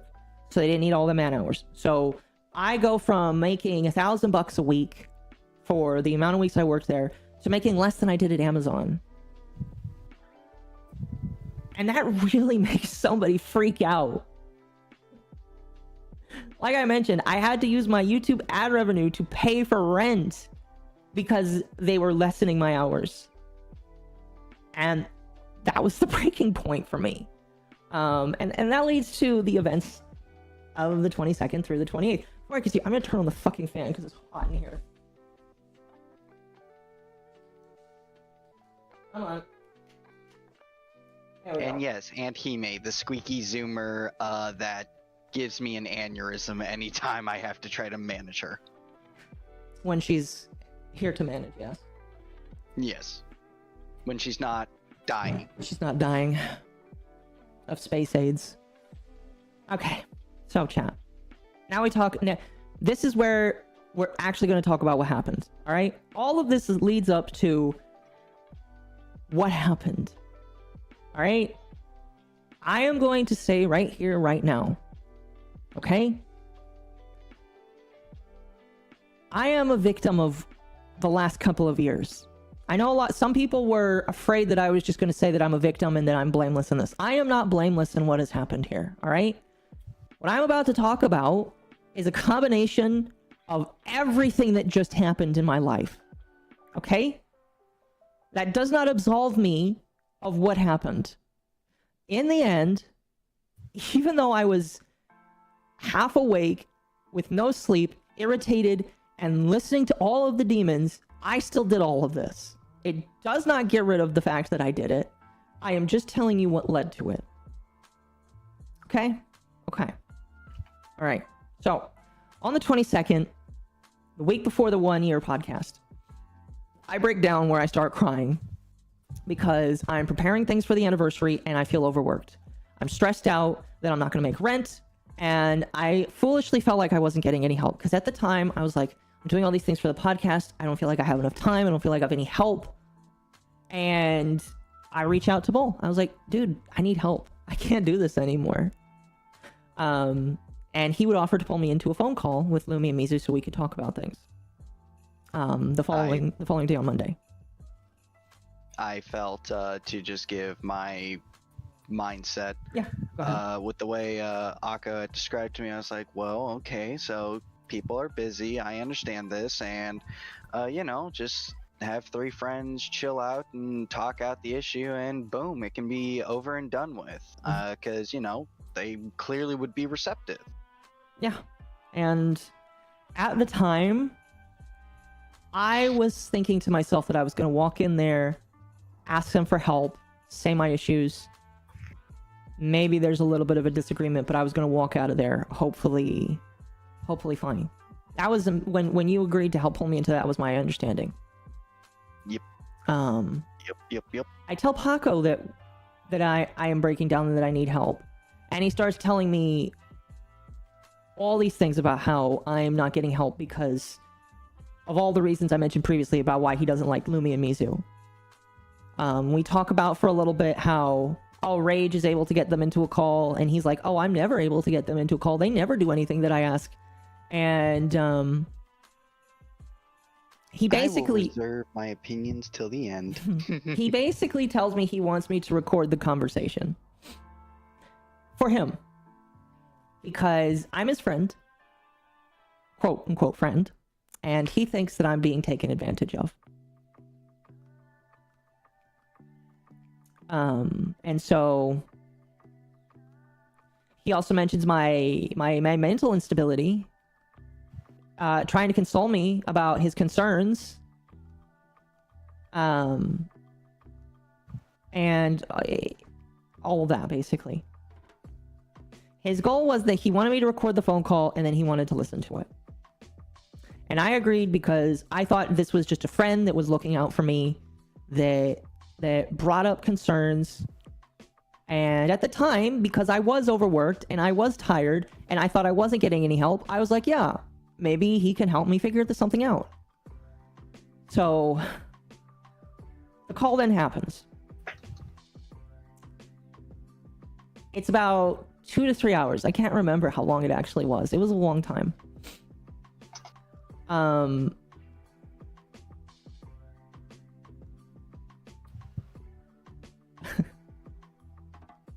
Focus. Sorry, somebody messaged me. During the call, I said a lot of things that I personally don't believe. I began parroting all of the things that Paco had told me over the last year that I had never told them that he had said to me. Because I was angry, because at the time I thought that I wasn't being heard. Which isn't untrue. I think Rage definitely heard me. He saw that I definitely needed to like step back and chill out. And then you mentioned that multiple times that I need to chill out and let other people like take the helm, basically. Yes, I had been giving options, multiple different solutions, and I was the one that felt like I wasn't being heard during that situation. Yeah, it's kind of funny. But basically, you know, I say some stupid things. I apologize, and then I go to bed. And yeah, that night I get very little sleep because, you know, that call lasts and then I have like 2 to 4 hours of sleep. The next day I summarize what happened. In his car. He was expecting it was gonna be 30 minutes. When he learned it's like 3 hours, he's like, oh boy, why'd you spend 3 hours doing this? It was around this time where he would tell me that I would need to leave Bull because he doesn't feel confident in Bull's leadership or management skills. I can't remember specifics because, again, this was in person.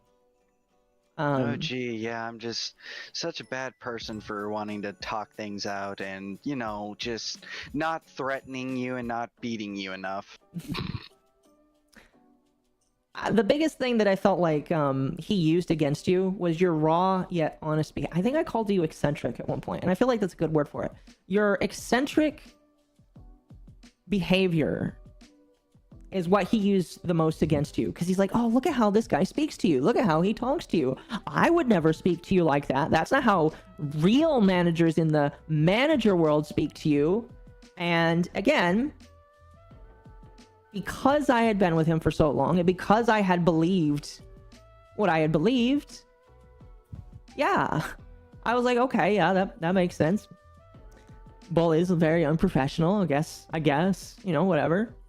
During that day, he tells me that he has no trust in Bull, and this leads me to basically confront Bull about what his management style is. Me and Bull have a exchange. I piss him off. And Fucking hours, I would like to add. yeah. I was very patient. Yeah. Yeah. Someone who swears unfucking professional. I know, right? Yeah, I'm sorry, everyone. I wasn't born with a silver spoon in my mouth. I don't think he was either. I think he was born in LA.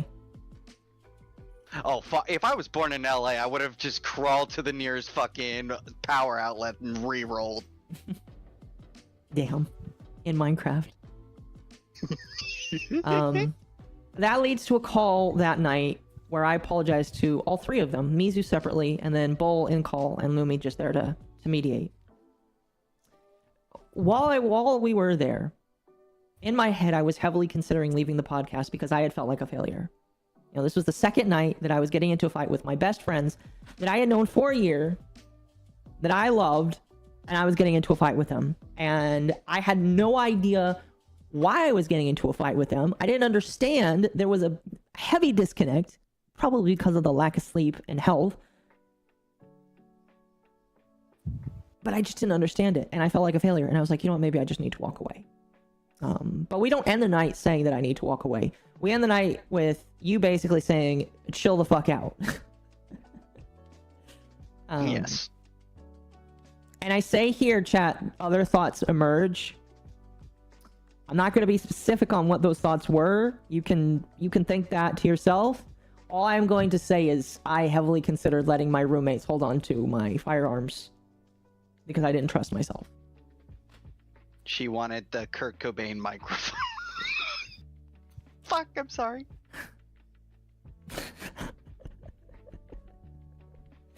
Oh gosh, damn.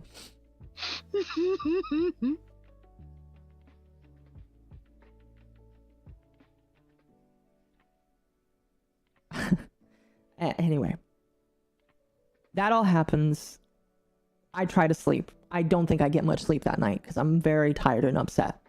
During my short rest, and this is something that I wanted you here for, Mizu, Lumi, and Bull would go into the UnderTheTea account to remove Paco's admin access for it because Paco had admin access for the account, which is something he's done with my account, I believe Lumi's account, I don't know for sure, and definitely for the podcast account. Reason being, he likes to study the analytics, see where they're going, and offer feedback.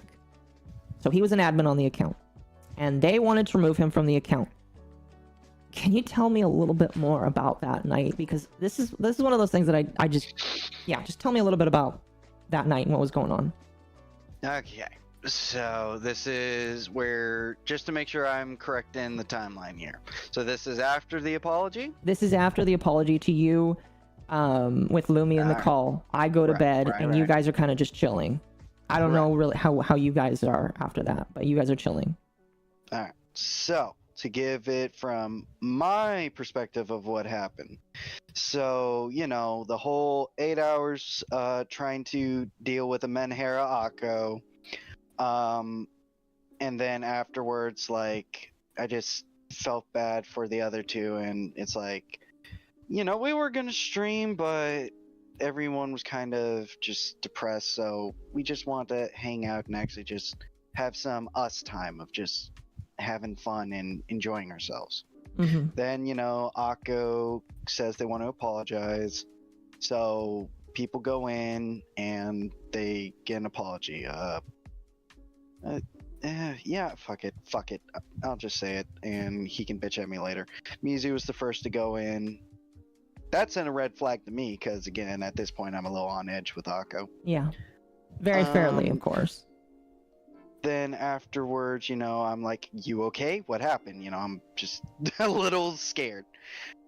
Told me that she just wanted to apologize. So I was like, oh, okay. And then says they want to apologize to me. So bring in Lumi just to be my witness, a third-party witness. And, you know, they apologize. We have a good talk. I feel like we patched things up. I told Occo straight to their face what I thought and how I thought it was uncool with just how mean they were. But overall, I was willing to, you know, cast it aside. It's like, just relax. After that, Akko then goes to bed. Me, Mizu, Lumi, and Moose Man. Shout out to Moose Man, real MVP. I didn't know he was in the call. Oh yeah, because this was supposed to be our BG3 stream, so we were Right. just having fun together. And then afterwards, we're discussing, and it's like, look, we need to make sure we have a clean break from Paco.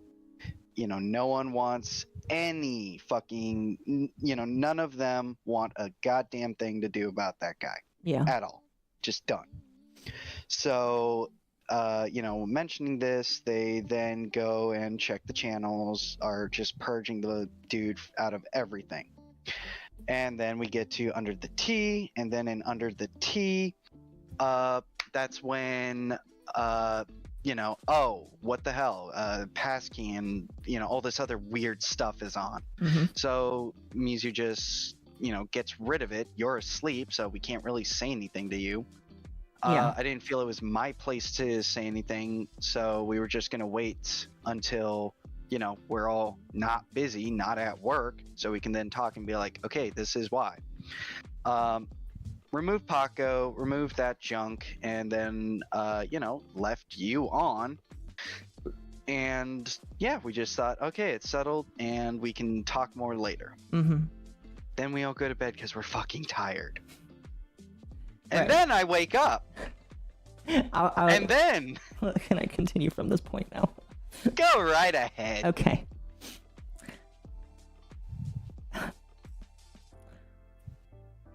Chad, it's important for me to mention, by the way, that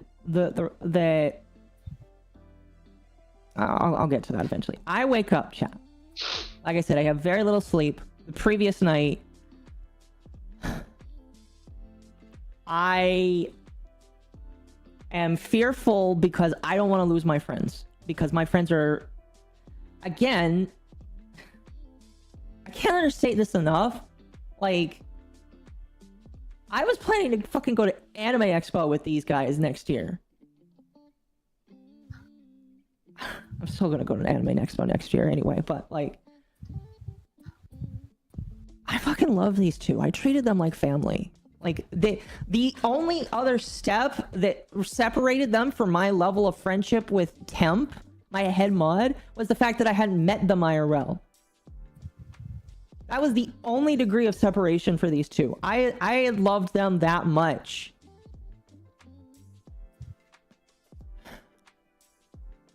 And so I wake up fearful that I had fucked everything up, and I see that I get an email that the passkey and my emergency number had been removed from the account. And that immediately, like, freaks me the fuck out. Because I'm one of those people that, like, is pretty, like, terrified of losing their, thinking of losing their account. So I put on as much security as I can and diversify my passwords as much as I can because I don't want to lose that. And I had immediately gone to the, oh fuck, somebody got into the account. This is fucking horrible. And I immediately lock it down. I change the password. I remove all of the recovery information and then I reset it. It is only after that I realize that it's Mizu, or most likely Mizu, that has done it because it has his email on it. And a phone number I didn't recognize. It's probably his phone number. I don't know. As Mizu mentions in the comments and during the podcast, he had done that because they couldn't remove Paco, and Lumi couldn't get access to the account. Now,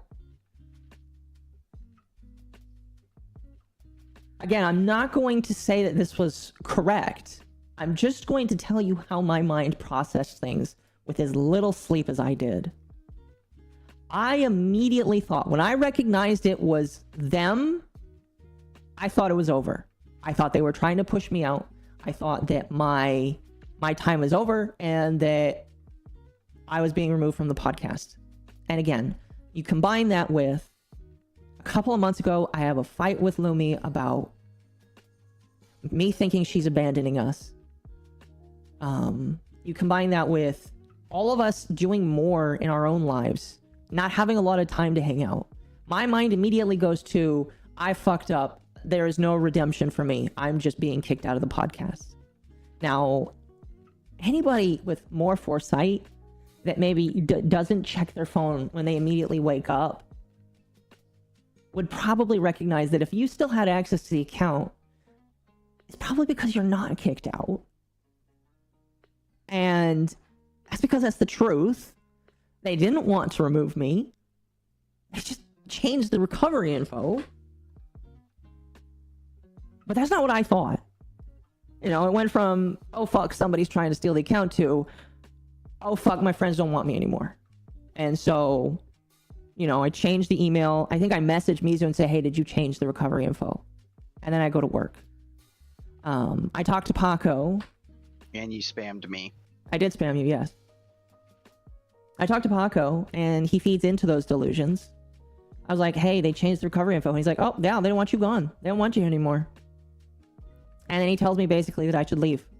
And the reasons he gives, that over the past couple of months, my mental health has deteriorated, that I have been more depressed, more sad, and that it's affecting my professional life as well. And that I should probably just sever all ties. And I was like, yeah, sure.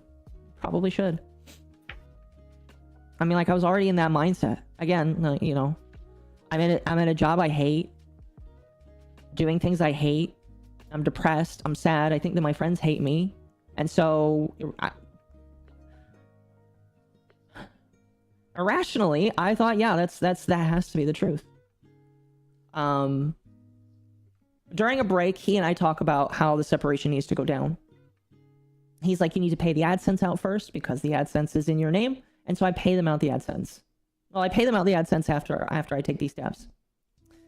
And then the idea of removing the brand came around.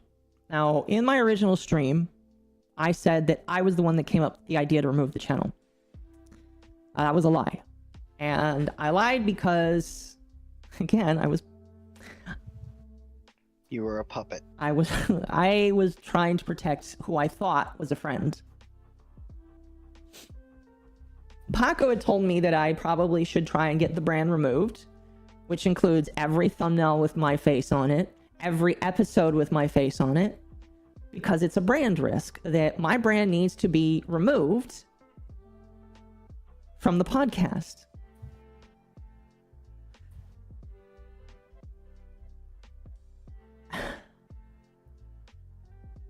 And this is where I'm not happy with myself. Like, if I could go back, chat, I would fucking, like, you know, I wouldn't have even gone if I could, like, go back and give myself the foresight. Do you want to know how close I was to not even going to work that day? Do you want to know how close I was to just saying, fuck it, I'm taking another sick day. I don't care if my job wants to fire me. I need another sick day because I can't fucking work. I'm having 2 to 4 hours of sleep. I can't blink. I can't function. I almost called off of work that day. I imagine if I did, I probably wouldn't be in this situation. I probably also wouldn't be where I am now. But, like, you know, hindsight's 20/20. But at that moment, I felt extreme sadness, fear, anger, all mostly at myself, a little bit at Mizu and Lumi for what had happened. And I was ashamed that I had to leave. And I was like, yeah, I want myself gone from that. I don't want to be part of UnderTheTea anymore. The brief idea of saying maybe we should have them archive the content because I don't want the content to be gone. And he would tell me that no. He would tell me basically no. At lunchtime, these conversations continued. He again would blame Mizu and Lumi for my mental down spiral, saying they are the reason why I'm so bogged down.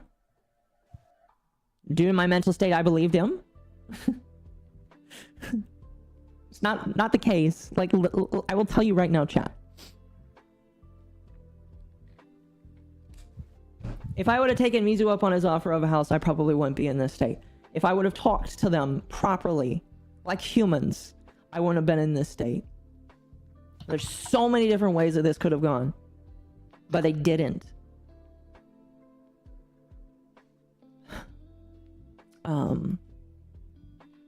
But Louie and Mizu are not the reason why I fell apart. I am the reason why I fell apart. I didn't take care of myself. I didn't recognize issues in myself and in the relationships around me, and I didn't fix it. And when people offered me legitimate help, I didn't take it. Now,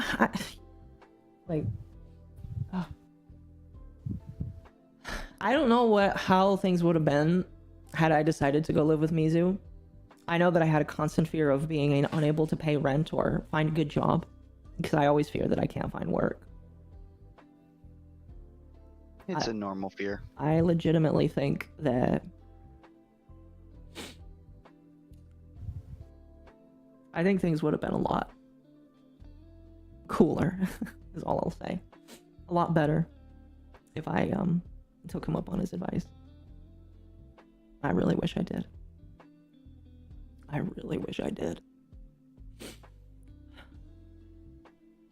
But by this point, I had basically believed Paco when he was blaming them. And I had decided to basically full throttle with the idea. I had adopted it as my own and said, we're going to do it. So I would transfer the AdSense to them. I split it, minus the taxes that I had agreed to pay. And I would lay out the terms. The original tweet for that on Mizu's account is probably still up somewhere. But I basically said, remove all of the branding, which includes my face and my name, and all of the episodes with me, and you can have the account. And then the rest of the day happens as follows. I would announce my departure in my stream. Now, at the time, I had originally planned to have a stream. At the time, I think I had mentioned that I was going to have a hiatus, but then eventually I was like, you know what, I want to have a stream. The goal of my stream originally was to talk about how amazing the year for Under the Tea was and how upset I was that I was leaving. Mizu would message me trying to take back the account by trying to reason with me. And when that didn't happen, he would show the world what happened. The rest of the day happens. You know, I get out of work. I'm terrified. I'm afraid. I'm like, why would Mizu do this? You know, I mean, I didn't give him any other options, so I don't really know why I would think that. But like, I was upset. Paco would use later just saying, look at him, he's revealing your private messages. What a horrible friend. Why would a friend do that to you?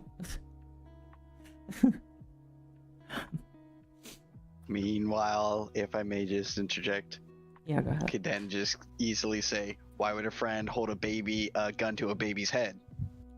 The baby being the channel. Or tell you to hold a... Yeah, but... Yeah. Yeah. Through a mixture of pain and sadness, because, like, you know, I'm upset. I'm angry. I didn't want this to happen the way it did. I was like, this isn't right. You know, and I go back and forth with Mizu. I'm legitimately angry. But eventually I'm like, this isn't cool. And I give him back the account. I was like, here.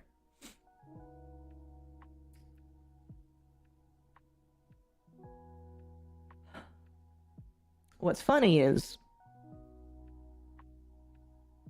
you know, Mizu makes that tweet, I suddenly start losing followers, which isn't that big of a deal to me. You know, I can make new followers back. People will follow me, unfollow me, whatever. You know, I lost followers during the Torikaru drama. I constantly lose followers of people that don't politically align with me, that find out that I am what I am, and then they unfollow me. That's not the biggest deal with me.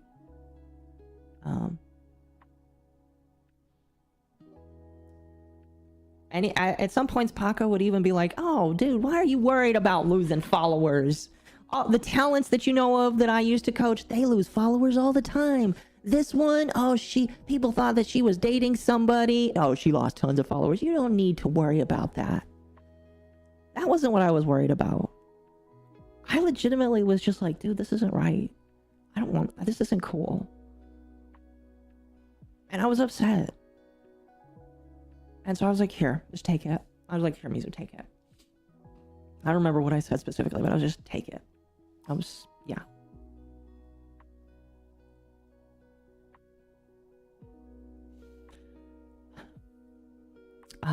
Then I would go home and the original Why I Left stream happened.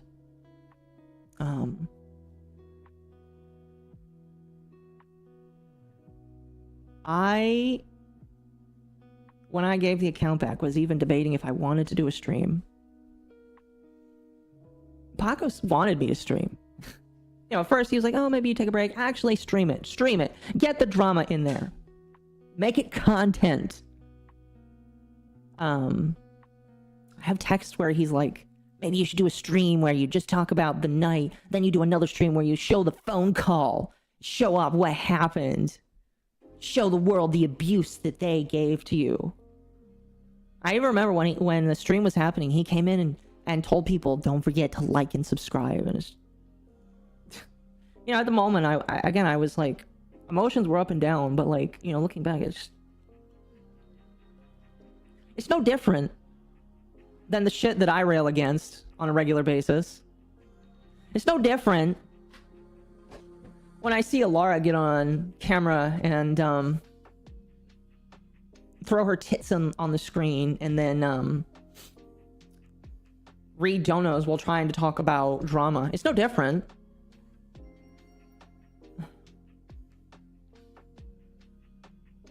Not at all. So, you know, I think that was shit.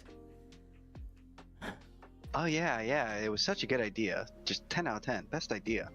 Well, what's even funnier is he didn't watch the stream. He came in for a few minutes, and he went to go deal with family.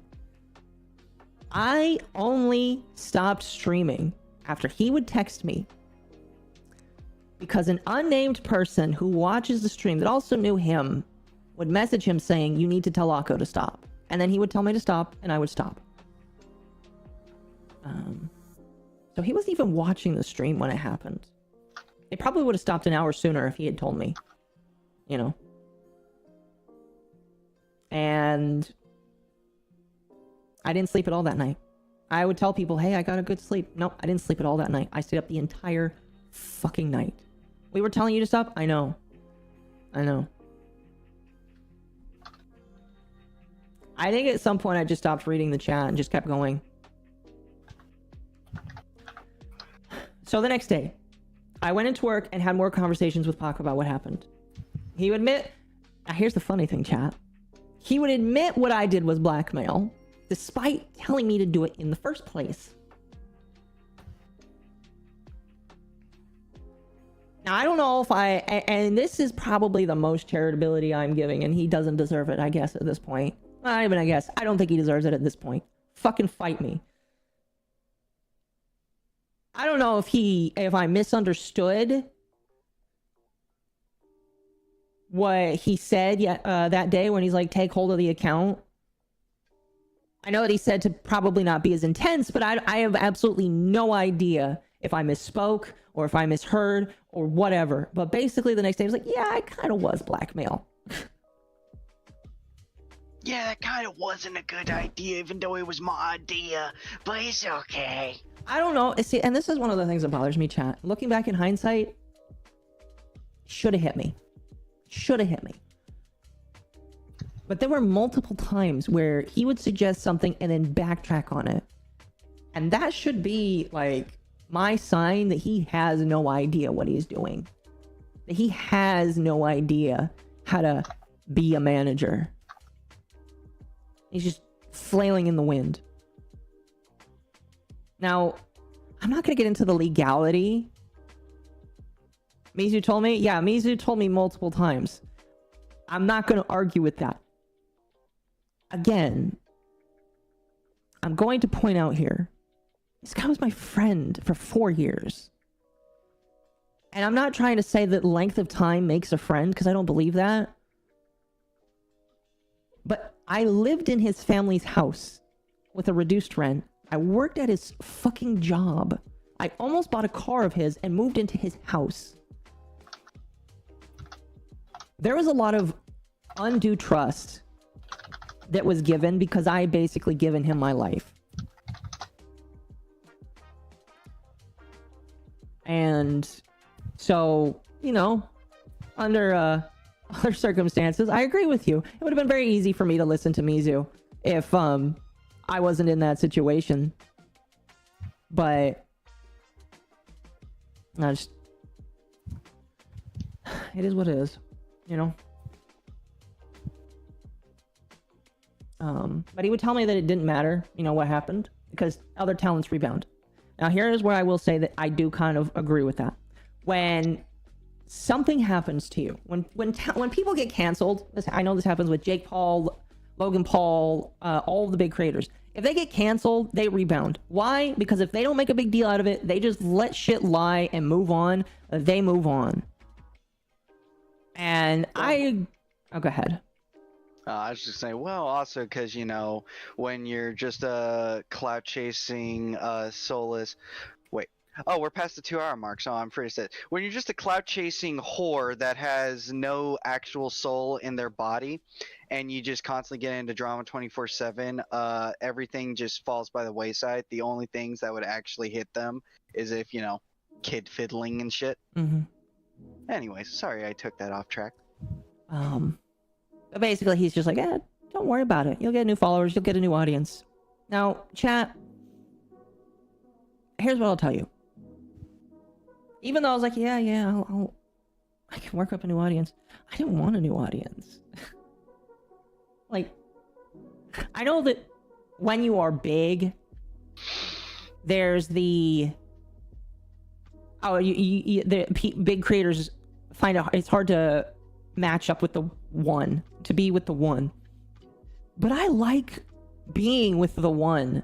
I like being personable with one of my fans. I like being personable with as many people as I can. I'm fucking busy, but if you message me, oftentimes, as long as you're not creepy and send me a dick pic, I will talk to you. Fucking god damn it! I'm sorry. That's just the way it is. I like talking to people. I don't want to replace my audience. I like my audience. I like the people here. You know? I'm sure there's a bajillion other people in the world. But I don't want to replace the people that I have here. I want to build upon the people I have here. Anyway. During that day, I got the idea to write a doc describing my feelings because I had recognized that the previous night sucked.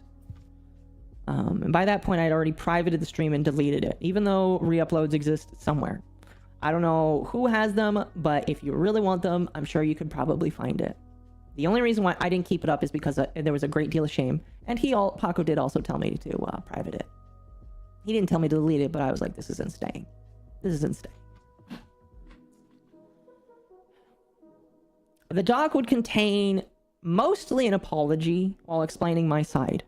There was going to be a little bit of anger, because at that point, I was under the belief of my friends fucked me over, but I mostly wanted to apologize to everybody else. My hope was that I was going to explain things. What you guys saw was not what I first wrote. My goal when I wrote this doc was to release it as many hours before the podcast as possible. My hope was to explain things before Mizu and Lumi were overwhelmed, because I knew that if it came out when the podcast happened or during the podcast, because I had experience with that before, that they would be overwhelmed, that they would have to switch to that, or maybe switch to that, or whatever, or they would get questions or whatever. And I didn't want to do that, but it happened the way it happened. You know, at this point, it really that doesn't really matter, but it just is what it is. So let me pull up the original doc. I want to read the original doc. Can I ask you a question while you do that? Yeah, go ahead. So I was under the assumption that was premeditated by Paco. No. Because it dropped right around there. Yeah, no, it was not. So what happened was, I get the idea to write it because I want to explain my side. And again, also because I'm angry. I then tell him I'm going to do it, and he's like, yeah, go ahead, basically. So it was endorsed by him,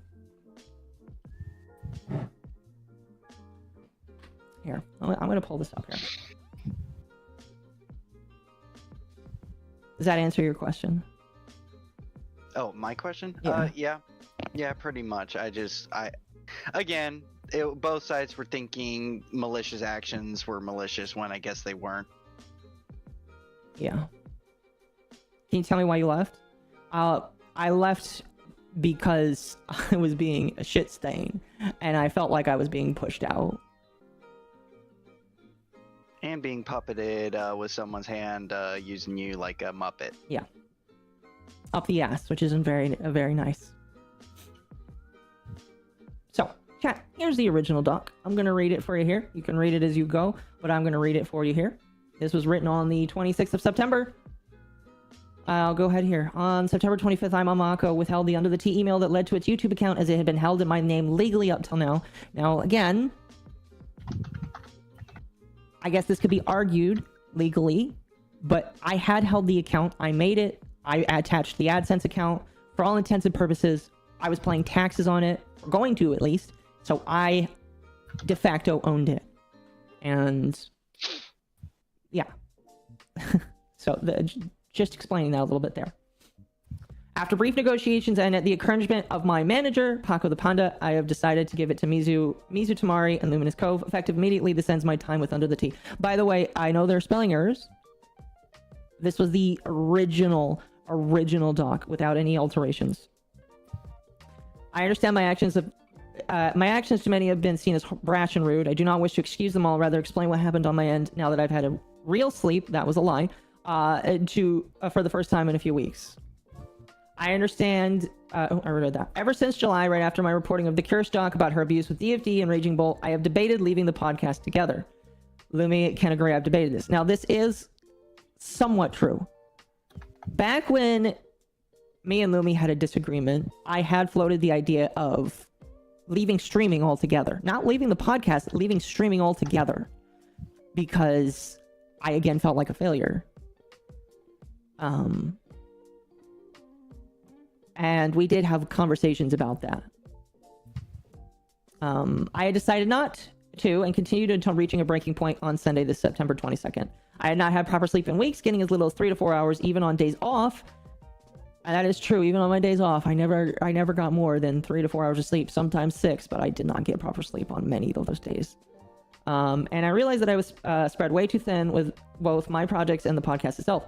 I expressed these concerns to Raging Bull, whom Mizu Tamari and LuminousCove now work under, with Lucky Entertainment, after deciding to leave Juniper, which was under Paco the Panda. At the time, I was technically agreeing to follow them, however, privately did not consider actually becoming a member until I had time to speak with Paco about the separation of Juniper, and was given a contract by Raging Bull, which is true.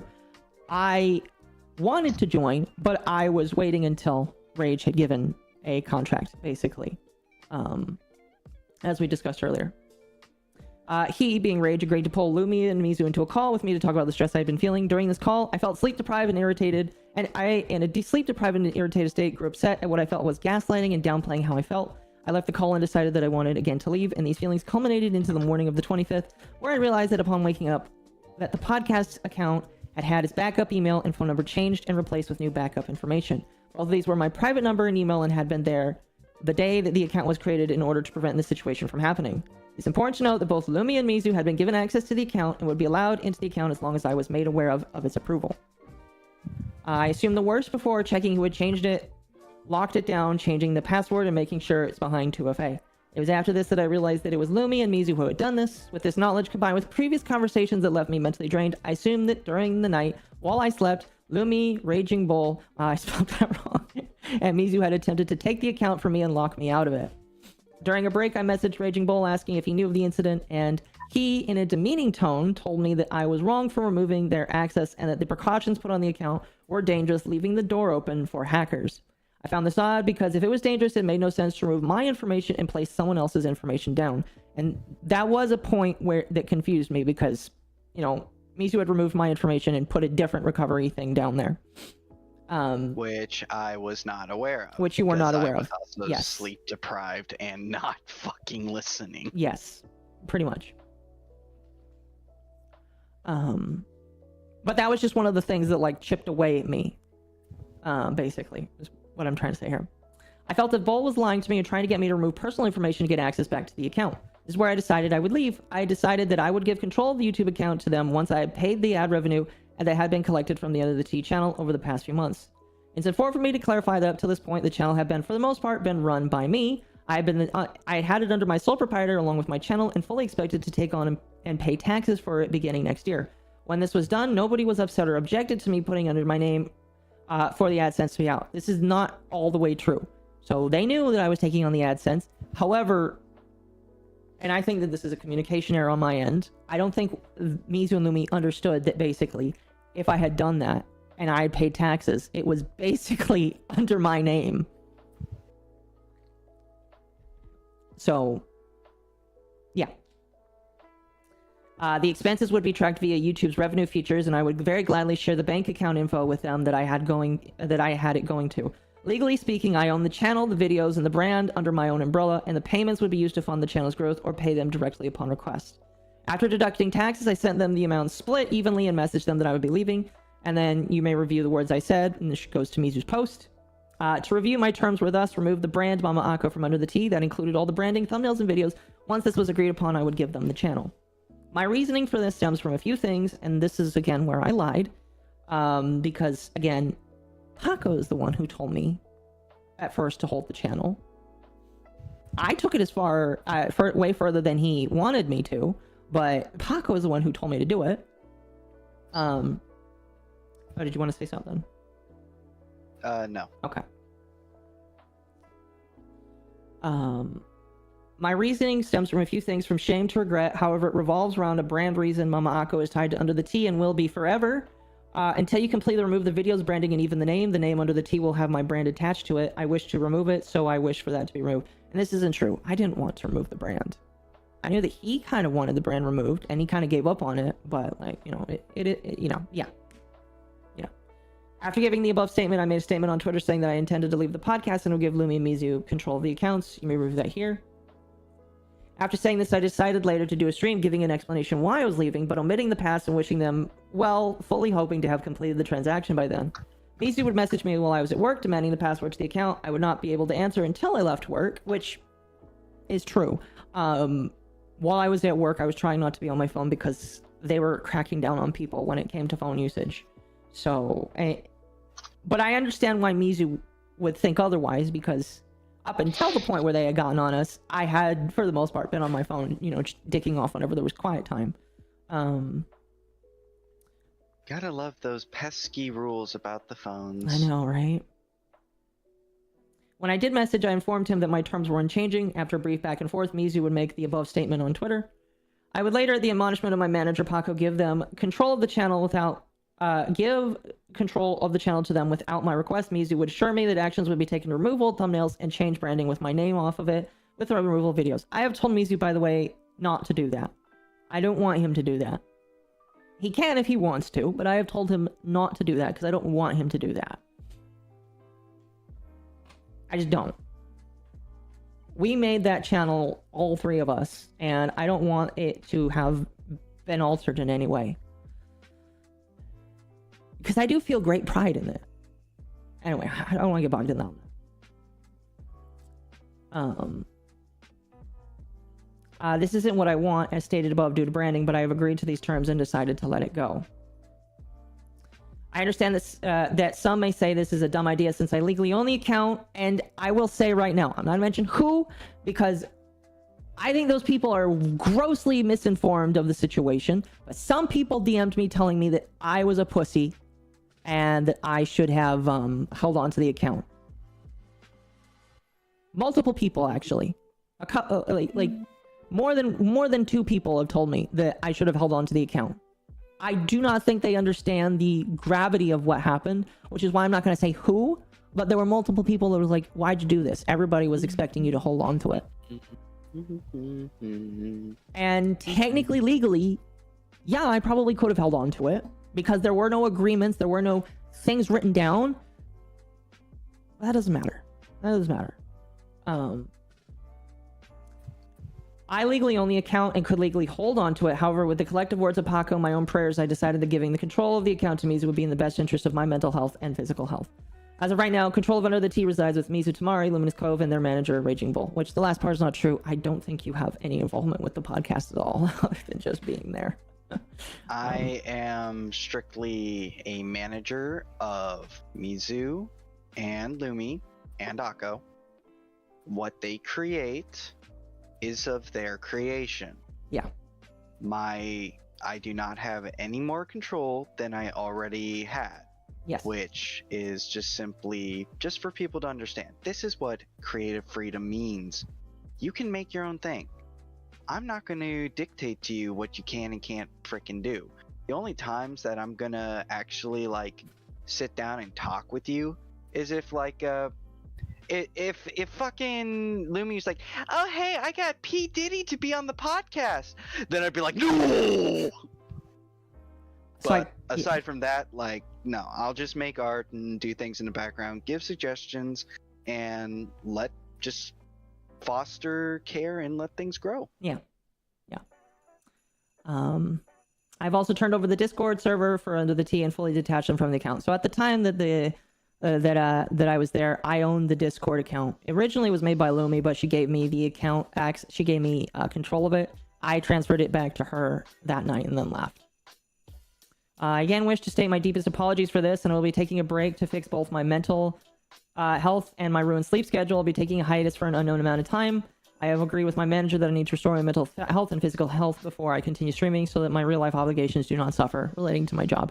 Until then, if you're interested in information about me, my head moderator, Temp, has agreed to answer questions about me, which was true. I did tell Temp that he would have to answer a lot of things on my behalf, and I told him I was sorry about that. So, after writing this and with the approval of Paco, I decided to get a few people to look over it to make sure that it sounded fine. One agreed to assist me in rewrites, leading to what was eventually put out. The doc that was put out, the thing that was put out literally 10 minutes before the podcast, was work that that some people helped me to rewrite. And I will say, I do not believe that the person that helped me understood the full gravity of what happened. Because if he did, or she did, they would not have helped me. They would have told me that I was being a moron and that I need to shut up and be quiet. So I do not blame them for this because they were working with the information that I had given them. Just putting that out there. I do not blame the person that did this. That helped me. Because I don't think that he knew. Or she knew. When it comes to those who've helped, I think I've basically gone through all of this. The doc will be released and then quickly removed by Google. Now, this is something that, like... I am going to assume that Google doesn't like it when you post emails. The original doc was posted to an email that I made that day because I wanted it to be on a different Gmail account. I posted it and then it like quickly gets taken down. And Google says that the Google doc gets removed because of the violations of their terms of service. The original doc, it showed emails, showed the emails with the account information changed. When I decided to re-upload it to Twitter because it gets taken down, I decided not to show the emails because, like, whatever. I don't want my Twitter account to get taken down for quote-unquote doxing. You know, whatever. People around me at the time would suggest that potentially that it got taken down because somebody reported it. I don't believe that is the case. I do not believe that somebody reported it. I believe that Google's automated systems looked at that and said, yeah, that's a personal email. We're going to remove that. Monkeys. After the UTT podcast where the doc was mentioned, I had a brief conversation with Mizu. I assumed at this point that this was it, that this would be my final conversation. Because up till this point, you know, in my half next to no sleep state, I had been a pretty shitty person. And I've been a pretty shitty person, you know, like, and it's not deserved. You know, Lumi and Mizu didn't do anything to deserve this. In fact, it's quite the opposite. They deserve more. I'm not gonna get bogged down in that, but they didn't deserve this. But I had realized that I had fucked up. And I assumed that when Mizu was done talking with me that night, that he would block me and it would be all over, and I would probably just need to be done. I realized that I had truly messed up, and I apologized. I really don't want to talk about the details of the conversation because it is between me and him, and I'm not in the party of sharing that. But I basically told Mizu that I fucked up massively, that he basically doesn't have to forgive me, but I'm going to work to fix it. And he basically told me that he can't trust me because I'm still attached to Paco, which is very fair. I do believe this is where I started to feel the fraying of Paco and mine's relationship, where I felt like all of this could have been avoided if Paco had not told me to do these things, and I decided not to do them, obviously. I relate it to like shooting somebody, you know. I still pulled the trigger. They still got shot. I'm still in jail for committing murder. But if I wasn't given the gun or told how to use it, I probably wouldn't have done it. And I'm not trying to excuse my actions here, because I still did it. All I'm saying is, if I wasn't told to hold on to the channel, I would have just given them the channel and left. I don't know if Lumi or Mizu would have chased after me. They probably would. They would have been like, why are you leaving? And they probably would have given me time. You know? There probably been a lot more remorse. Did I shoot No, that's just an expression. It's an expression. Man. That's an expression. I was armed security, okay? It's an expression. Going with what I used. But if Paco had ever told me to hold on to the account, I never would have done it. Cause yeah. But anyway, I went to bed that night thinking that everything was done. The next day, when I came into work, Paco saw that, like, again, horrible couple of days. We talked again, and he continued again saying horrible things about Mizu and Lumi. And I played into them because, again, I was sad. I thought it was over. You know, it's whatever. And then, during the opening parts of work, he and I were talking, and he said, by the way, if you ever attempt to reconcile with them, I am dropping you.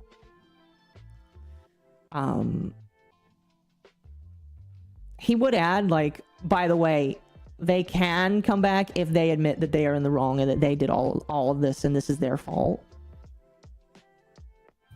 But he basically said, if you attempt, and I think he probably knew that I would still try. I didn't tell him. I mean, I basically said, I'm done. I can never trust them again. Because at the time, I did feel like I couldn't trust Mizu and Lumi. But, like, again, that was my anger speaking for me and not the truth. I think he probably knew that I would attempt it. Funny, all things considering. And he's like, if you try that again, I'm dropping you. Now, I don't really know what he meant by that. Whether he meant he was just gonna stop working with me, or he would kick me out, or force his family to kick me out. I would have to get a different job. I don't know, because I didn't ask him. At that moment, I was like, fuck. They were right. Mizu and Lumi were fucking right. My friends, who over multiple years have told me, Paco sounds weird, they were right. Everybody was right, and I am fucking left standing here realizing I have done horrible things, thinking that I had no choice, or I had no power, or that I had to do that.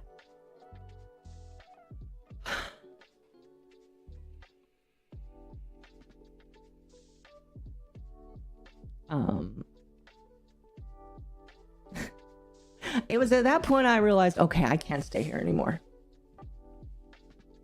Mizu is the first one I message because he was the last one I talked to. I say, not verbatim, but I basically say, Mizu, I'm fucking terrified right now. I need to get out of here. Can I come live with you? And I knew he would probably say no, but he was the first one I thought of because Mizu is literally like, I don't know, he's special to me. But I'm like, I need to get out of here. This is gonna kill me if I don't leave. If it doesn't kill me physically, it's going to emotionally. I have to get out of here. I start making preparations to leave. Thankfully, work ended early because, you know, work's ended early for the last month because they have no fucking work for me, and I go home. I tell Temp I have to flee.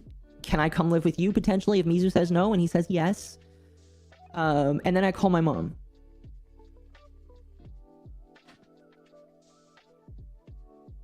And I tell her about what's happening. And, you know, a couple other people were called as well. Because I'm like, I can't stay. A couple other people also offered help. Because, like, I reached out to a couple people. I'm not going to mention their names because unless they want to be part of this discourse and mention themselves, I'm not going to mention them. Somebody is like, what's your problem? What's happening? They tell me to declare bankruptcy, move out, find another apartment. You know, a lot of people immediately, when I tell them I feel terrified and I have to get out of here, everybody's like, then we need to get you out of here. An agreement is made later with an unknown party that I'm keeping unknown for privacy reasons. And a plan is made that I am going to get a hitch on my car. I'm going to get a trailer and I'm going to leave the fuck away from Houston. I did not want to stay in the same damn city as him because I feared him so much. And again, maybe that sounds irrational, but like we had flipped the switch of being afraid of Mizu and Lumi to being fucking terrified of Paco. And irrationally, I was like, I don't know what he's gonna do if he finds out that I'm remorseful and that I want to make things right. So, day one, I order a hitch. It's gonna come in 10 days. Well, that fucking sucks. I have to spend 10 days there. I start applying for jobs in the place that I agreed to move to.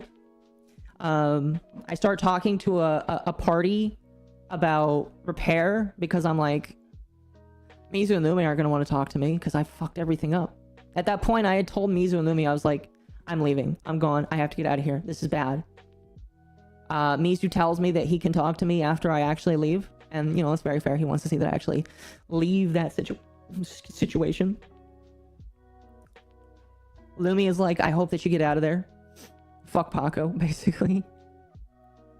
And then it comes down to, talking to Rage, because at that point I was like, no matter what happens, Rage is going to hate me for the rest of my life. He'd already given me a second chance. There is absolutely no way he's going to talk to me again. I fucked up. He doesn't deserve to give me anything. I'm not even going to try. And then I start talking to a third party that also knows Rage.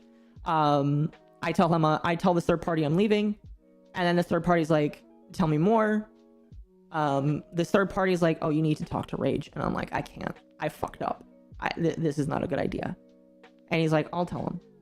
And I can't remember necessarily the events that led to it, but basically I show the third party the receipt for my hitch. It's a $500 fucking hitch. It didn't really cost that much. It really upsets me that they cost that much. And then you and me get into a call. And we talk about things. And May I? yeah, go ahead. Because they have given me the green light. Yes, so basically during this time I've been teetering back and forth between you know, my ire being at this random fuck known as Paco and Occo, because again, understand, I've only had limited conversation with the guy. You know, he radiated slime ball to me, but you know, that's neither hither nor thither. And you know, the thing you guys got to understand, at least from my perspective, even if someone is being used to hurt you, at the end of the day, if you have one person who's straight up punching you, but the person making them do it is off to the side, it's really hard to wrench your concentration and rage away from the person currently trying to stab you and the one who is pulling the strings. It is a very difficult thing to do. But then we sat down with, drumroll, Sparky.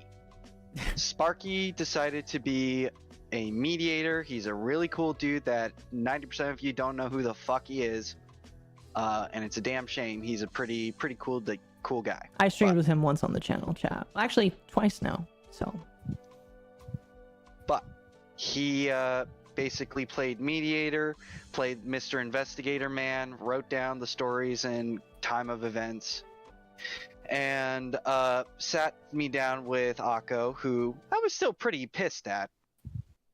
very rightfully so. I was kind of a little catty, not gonna mince words on that. But Totally fair. hearing the fact that basically it was in the, what I had said to Occo all that time ago on the first conversation, that this sounds like battered wife syndrome, I had sympathies. And while usually with me you have, you got the first chance when we first meet and I trust you, burn me, then you get one more chance. After that, you're done. Mm-hmm. But with what I was understanding and with what I know in my personal life dealing with abuse situations, relationships, whatever they may be, I felt that exigent circumstances dictated that I can forgive Occo for this. Right now, it's just about helping someone out and getting them out of such an environment. Yeah.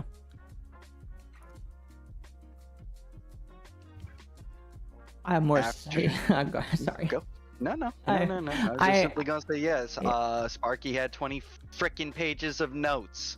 That's how autistic he was about making sure this was done right. Go ahead. I'm gonna give my proper apology to you when I get to the apology part of this, but yeah. From this point, I fabricate a story about why I can't return to work. I tell my job I'm quitting and that I have to uproot my life immediately. I tell Paco the exact same story. The story I give them is that my mom is sick and that I need to go be with her. Spoiler alert, my mom is not sick. She's just fine. I don't know if Paco's hearing that from the first time with me, because I never told him why I left, other than just, my mom is sick and I have to leave immediately to go be with her. I don't know if she's going to survive. That is what I told him, because... If you're listening, fuck you, Paco. Kisses. Mwah. Curse of bull be upon ye. Going back to shutting up. Because... I need an excuse to leave work immediately. And then I also needed an excuse to just, not tell him fuck you immediately. And I told him that, and he's like, okay, fine, whatever, go take care of your mom. While fleeing, I told him I no longer was going to work under him. I'm not going to read his messages, but I'm going to read what I said to him. I have it on my phone here. Like I said, I'm not gonna dox or bring up anything, but I'm going to read what I said. Because originally, after I was on the road, he wanted to know how things were going. And I said, I've been thinking long and hard about this. When I finally go to return to streaming, I would like to go without your services from this point forward. I appreciate some of the stuff that has happened over the past 4 years, because, even though it all sucks, there have been some tiny things that I feel like have been helpful. I'm not going to be working on projects probably ever. That was a lie to him. I realize that the kind of culture that I signed up for is not something I'm okay with anymore. We can talk about this later, but I really don't want to talk about it right now. I'm driving and heavy in my thoughts as I'm listening to various things on the internet. But I'm basically saying I don't want to be part of your group. I've come in a couple days to retreat. I will come in a couple days to retrieve my stuff. Once I leave Houston, I don't plan to look back. I think the fun of streaming kind of died for me the other day, and I never really want to do it again. I will go back to it, but I don't ever want to do it the way that it was again, especially when it was motivated by my own selfish desires. I overlooked a lot of things that were wrong with me. Now, paraphrasing here, he basically would say, no, you. He would basically say that 9 months ago, which is, I would say, right when some drama was happening, along with us trying to get new artwork for our streams, for merch going, he basically admitted to me that 9 months ago he had already checked out from me. That he didn't really feel like working with me anymore because of how things were going. And he doesn't mention it by name, but I believe that he says that he basically feels like Lumi and Mizu are the reason why I turned out the way I did. He basically said that he's not going to dig too deep into it, but he blames Mizu and Lumi for how I turned out the way I did. And the only reason why he stuck with me is because I invested too much time and I was so much in debt that it stressed him out. And he says that eventually he knew all of this was going to catch up to me and that he was actually going to fire me himself right before I messaged him. You can't quit. You're fired. Chat, I want you to press 1 if you think that that's true, or press 2 if that is like cap. Because I do not believe for a fucking minute that that was going to happen. And the reason why I don't believe that is because before I left, I talked to somebody that did used to be managed under him. And they told me that Paco doesn't let people go.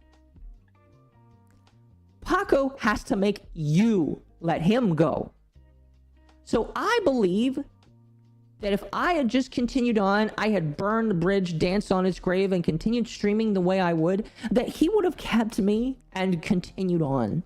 I wholeheartedly believe, now obviously we have no way of knowing, but I believe in good faith that he would have not dropped me because he can't.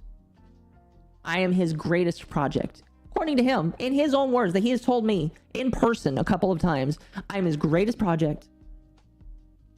And he doesn't want to stop working on me. He then blames my inability to get off social media as one of the reasons why. And then says that I'm too immature to stream and that I should never do this professionally ever again because if I try to get big, I'll run into worse things and want to run away. That would be the last time he talked to me. I blocked him after I grabbed the rest of my stuff. But that was it. I would get to where I am now. I would start. I'm still applying for jobs. I have more job interviews coming up. I have an apartment that I'm going to move into later this month. I have plans to give back my car and then get a new one and then have a good, not expensive piece of shit that I have to pay off for the rest of my life.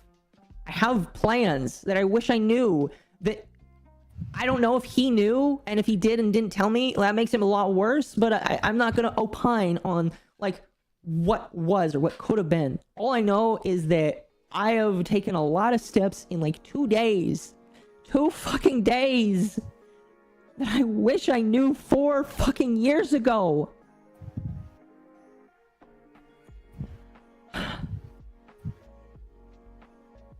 Hindsight is 2020. I know. But I wasted 4 years of my life running away from debt, thinking that there was nothing I could do besides bankruptcy. And I was terrified of. And I don't know. That doesn't matter. What matters is right now. All right, chat? We've caught up to today. Here's the aftermath. I have left. Yesterday night, I arrived at my semi-permanent residence. And I have things lined up. I have job prospects. I have taken debt counseling, and the car is going to be fixed. Upon leaving Paco, the day that I left on the road to come to my new location, take job interviews, I started talking with Mizu and Lumi. Obviously, the conversations that we've had in private are between me and them, as it should have been from the beginning. And I believe Mizu has said this publicly. They have both forgiven me, but they just need time to heal. I'll talk about that, in a moment here. And I am already working on steps with Bull and other people to repair what I have broken. So, with that all out of the way,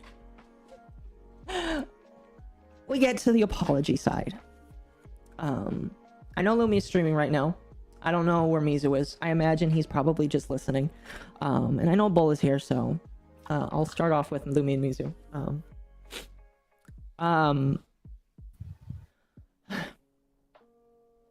Apologies aren't really easy for me, chat, because I have struggled my entire life with empathy and with humility.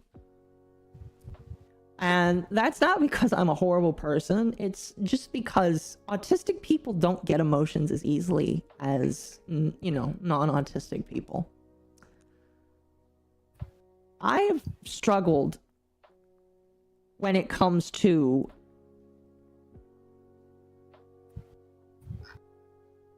be humble. But when I am, I really, really, really, really try to show it. Especially for those that matter. Especially for those people that I fucking love. Like I've said it multiple times already. Lumi and Mizu are like literally... I've invested a lot into them because I love them as friends. I've given both of them help when they have had rough patches because I believe that they're worth it.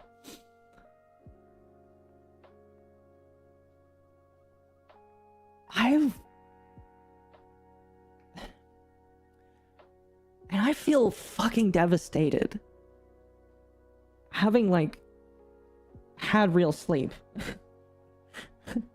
Funny enough, chat, I had more sleep in a Buc-ee's parking lot on my way to my current location than I did for the last 2 months.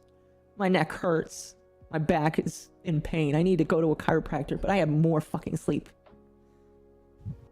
But I'm fucking devastated. This all happened. And this all happened because I didn't communicate. Something that I preach day and night on the podcast as something that people don't have enough of in this world. My mom's first marriage died because she didn't get communication from her husband, my sperm donor. A lot of VTubers throw away things because they refuse to communicate. And I'm fucking... Again, if I could take it all back, like literally, if I could get into even more debt to take back everything that happened and reset the clock and maybe even forget all of this, I fucking would. Because this is just... This just sucks. And that's not... It's not even just because, my friends need space now. Because they deserve the space after what happened. It sucks because this gave nothing to anybody. All it did was, it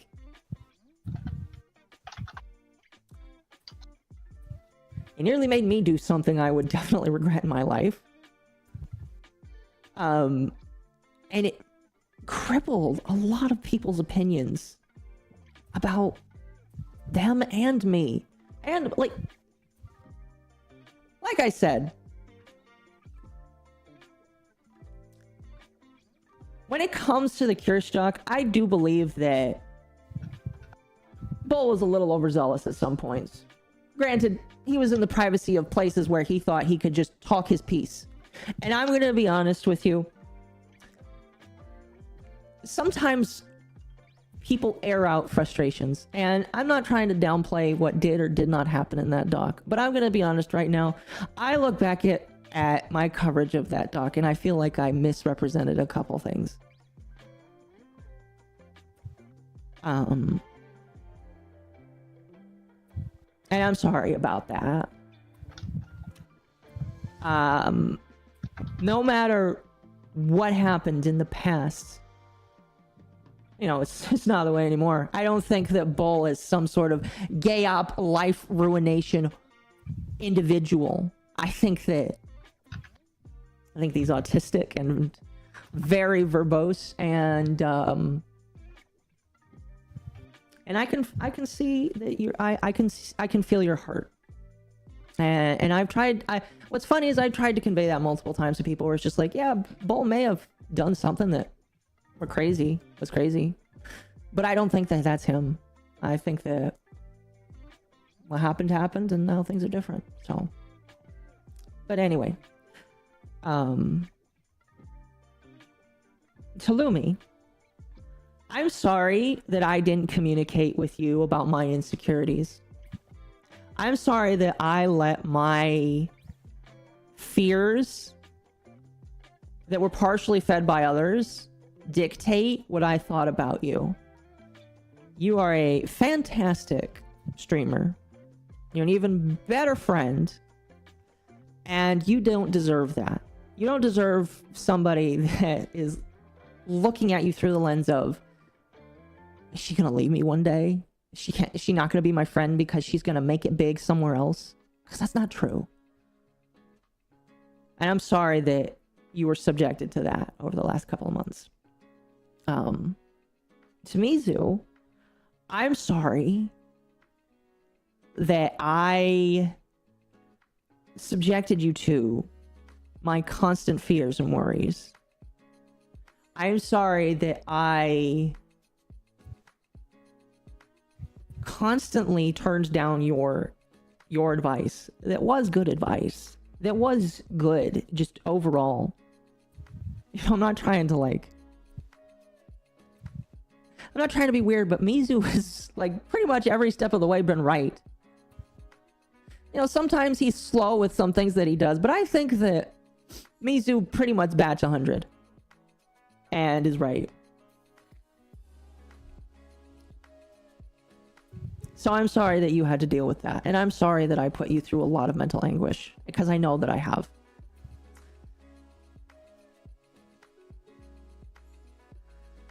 And to Bull, I'm sorry for the last couple of months. I think that even though we met on rocky territory, I think that you are a genuine person, and I think that everything aside, that you're trying to be objectively a good person at the end of the day. I know that public perception may say otherwise just based off of whatever else, but I think that you're a good person. So I'm sorry for contributing to that pain.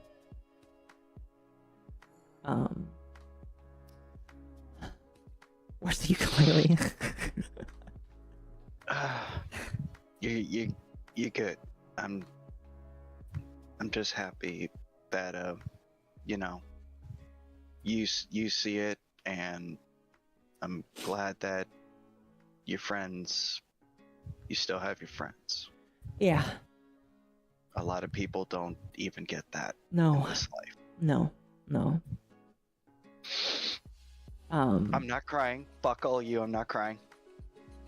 Men don't cry. Shut the fuck up. You're Shut right. The fuck up, It's toxic Bucky. masculinity. But you stubbed my toe. Ow. You did earlier, didn't you? Yes, I crushed it. That's why I'm crying. I'm sorry. I mean, not crying. I'm sweating through my eyes. Oh gosh. Lastly, I have to apologize to my audience. Not just my audience, okay? Because I didn't just hurt my audience. I hurt Lumi's audience. I hurt Mizu's audience. I hurt the UnderTheTea audience, which surprised me with just how different all three of them are. but I'm sorry. Because I ruined your content for the last couple of weeks. Like, literally. Any more deviation and it would have just been another week where we all could have gotten together, chilled, laughed at retards on the internet, and gone on with our day.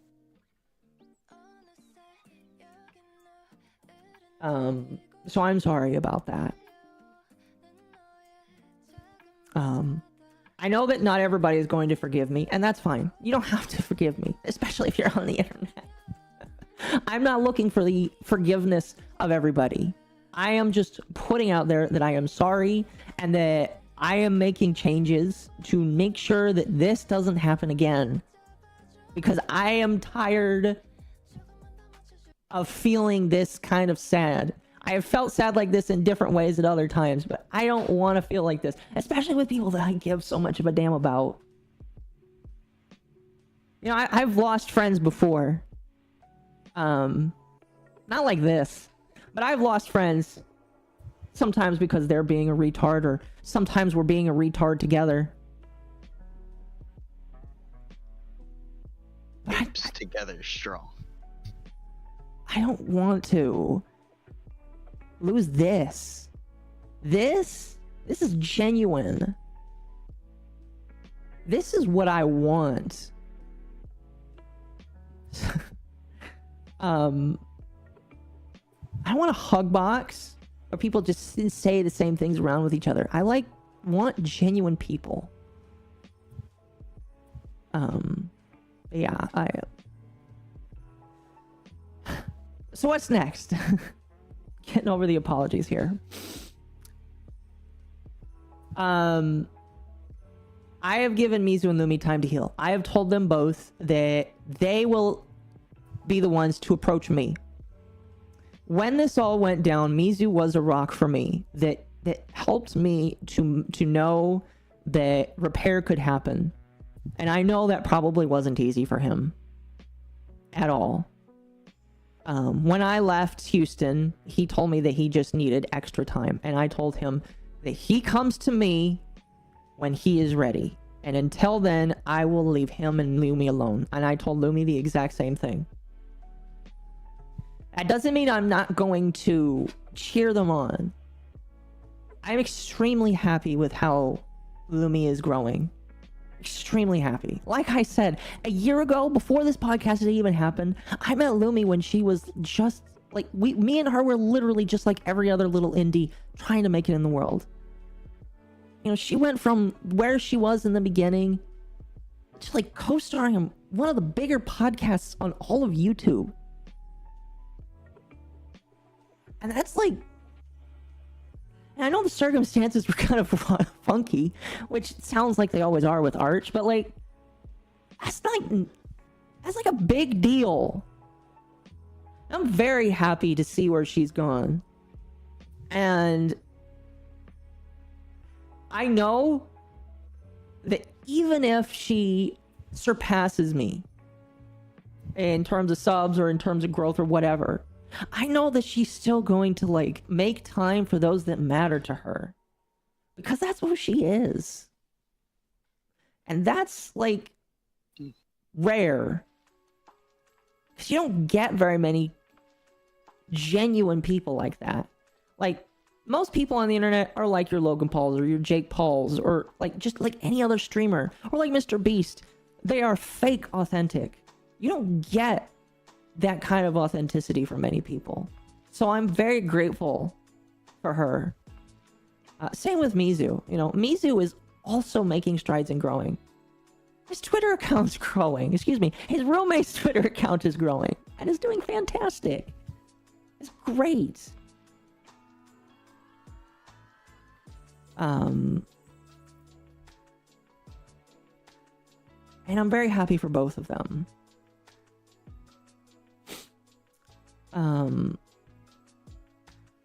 I will still be cheering them on from the sidelines. I may not watch the podcast because I don't want to bother them. Because until they are ready for me, I don't want to reopen a wound that is still healing. Like Mizu has said, they have forgiven me. They just need time. So I will give them that time. And I will not be attempting to communicate with them unless they want it.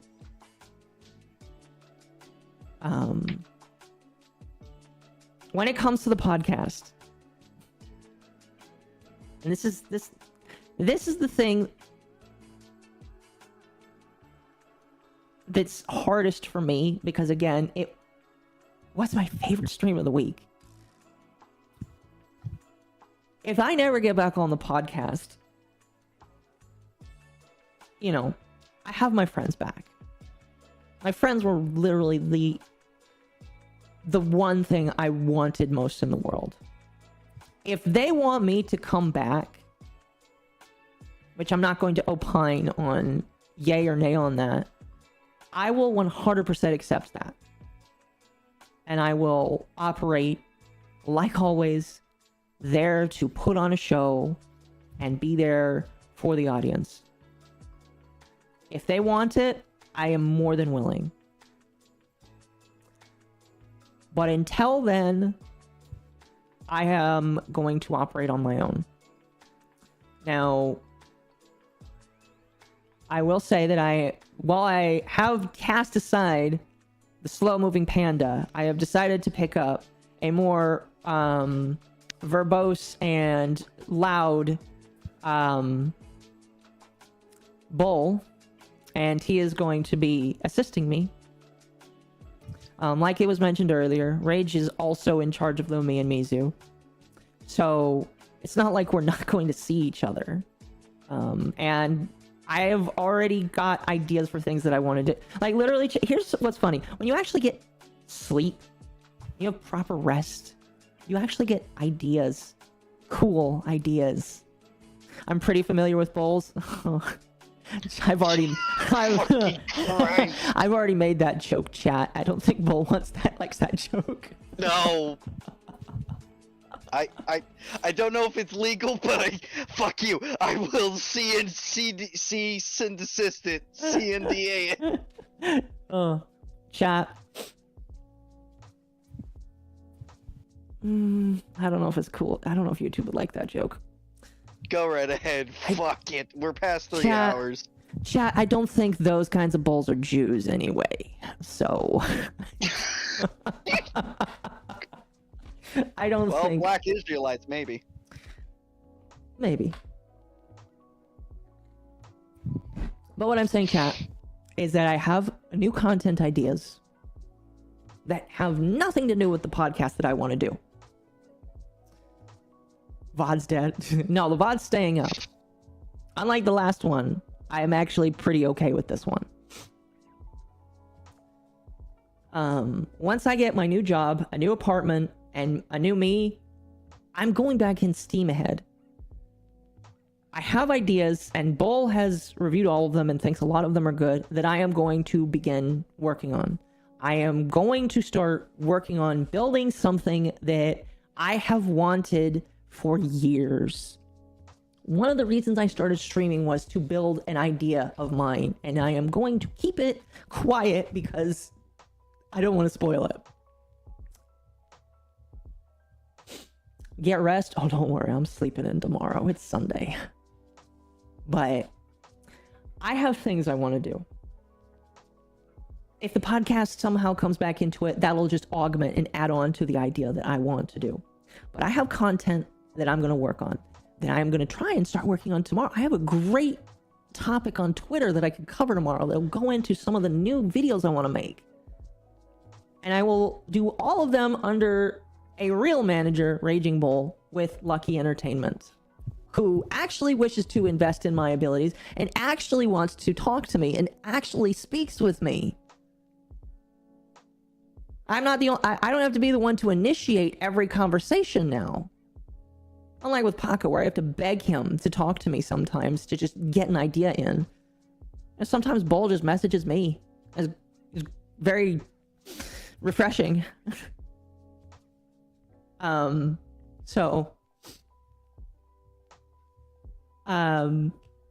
wrote here at the end, this is a time not to look back and long for what I lost. Because even though a lot was destroyed, I'm not going to look back in longing. And I'm going to refer to a biblical story about Lot's wife. And if you're not familiar with Lot's wife, the story is that Lot lived in Sodom and Gomorrah, and Sodom and Gomorrah was being destroyed, and Lot was the best guy out of the city. And God was like, you gotta get the fuck out of there, man. I'm gonna destroy that place, and I'm gonna destroy it good. And Lot was like, okay. And so he took his wife and his family and everybody that was with him out of the city. And the only stipulation God had was, don't look back. Walk out and go away. And as Lot was leaving, his wife looked back and she turned into salt. And during my time as a Mormon, that story was sometimes brought up. And the parable that it was, as it is a parable, the moral of the story that I often resonate with is that Lot's wife looking back wasn't the issue. A lot of people think that she looked back with longing for what she had to leave. When something happens in our life, oftentimes we look back longing for what has happened or for what we left behind. Longing for what we discarded. And even though I will miss the 1 year anniversary, I don't know what Lumi and Miz were going to do about that. But even though I'm going to miss a couple weeks of the podcast, or maybe even the rest of the podcast, I don't know. That's not up to me. I'm not going to look back and long for what I left. Because I left a pretty shitty situation. And the podcast was really the only oasis in that shitty situation. So ultimately, I walk out of this in a better living situation with people that aren't going to exploit me like they're my Asian parent, that actually care about me.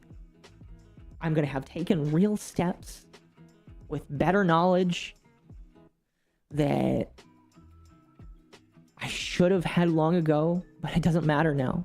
I'm walking forward in faith, knowing that if I make strides, I will be a better person. That I will do better, that things will be better, that people will be better. Thank you, Massive Doge, for the $49.99. I appreciate that.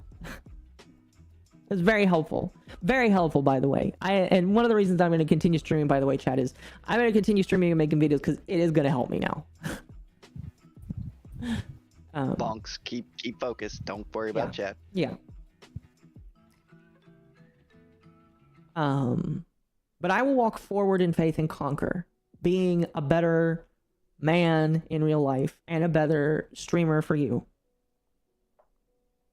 And I pray that Lumi and Mizu do as well. I pray that they move forward with faith and continue growing. And I think that they will.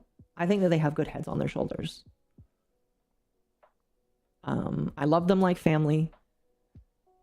And even though sometimes, you have disagreements or fights with family, I still love them like family at the end of the day. And we'll hope and pray that one day we can enjoy each other's company again. Whether it's in this life or the next.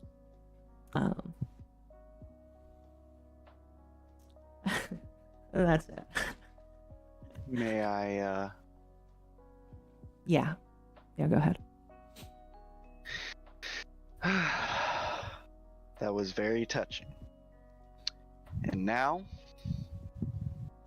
time to talk about some business. Oh. Because I feel like I would like to mention some things. Okay. While the end of the Akko Menhera arc is over, Akko's Menhera season is concluded, we will now be moving forward. And there's a few things. Because, you got Akko here, just this lovely person that's always about forgiveness and stuff. I try. I really do Meanwhile, try. my religion is fire and brimstone. And I feel there is one sinner in this story that has his comeuppance a coming. Oh, I'm not going to say anything about this, chat. And I will now say a few things that I've been holding on to, but I have the go-aheads to say. You have 100% go-aheads. I may or may I not have legally many endorse what you go-aheads. say, but you are totally fine to say whatever you like now. Guess what, boys? It's panda hunting season. And Wednesday. Let me grab this real quick because I ain't gonna Wednesday? fuck this up.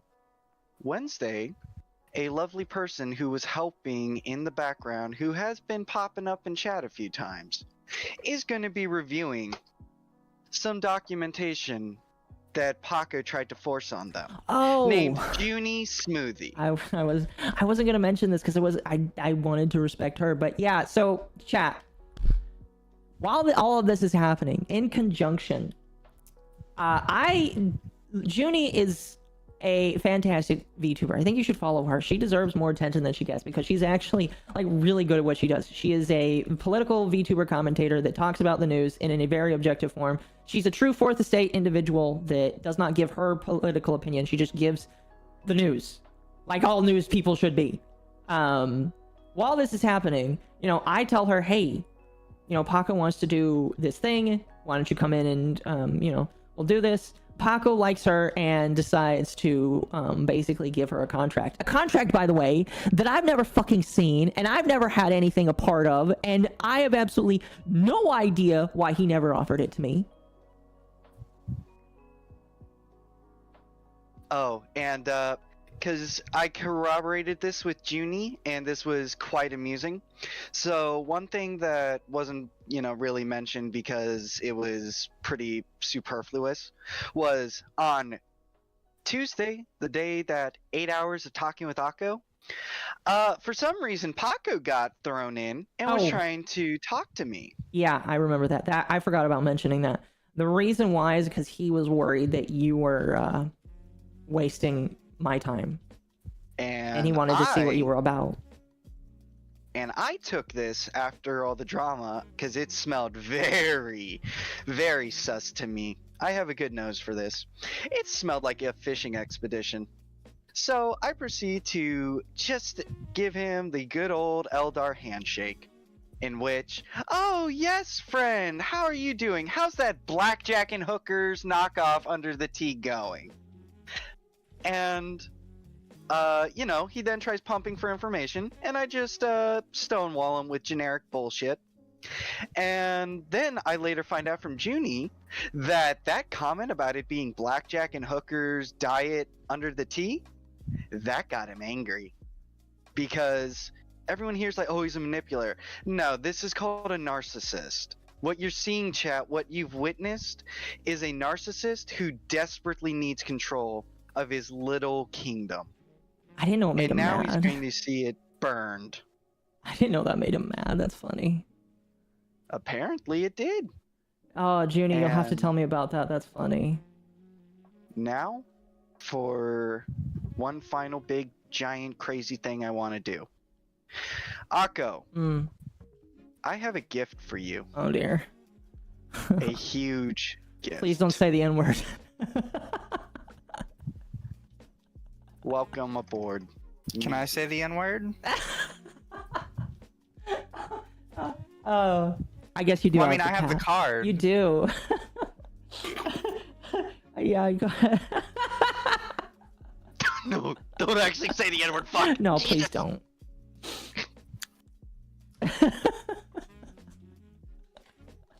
Oh, so hi. Oh, hi. Hey, Mizu. Hope, how... You're you been interrupting watching me along? from making my sex bot. Oh, unfortunate. I'm sorry.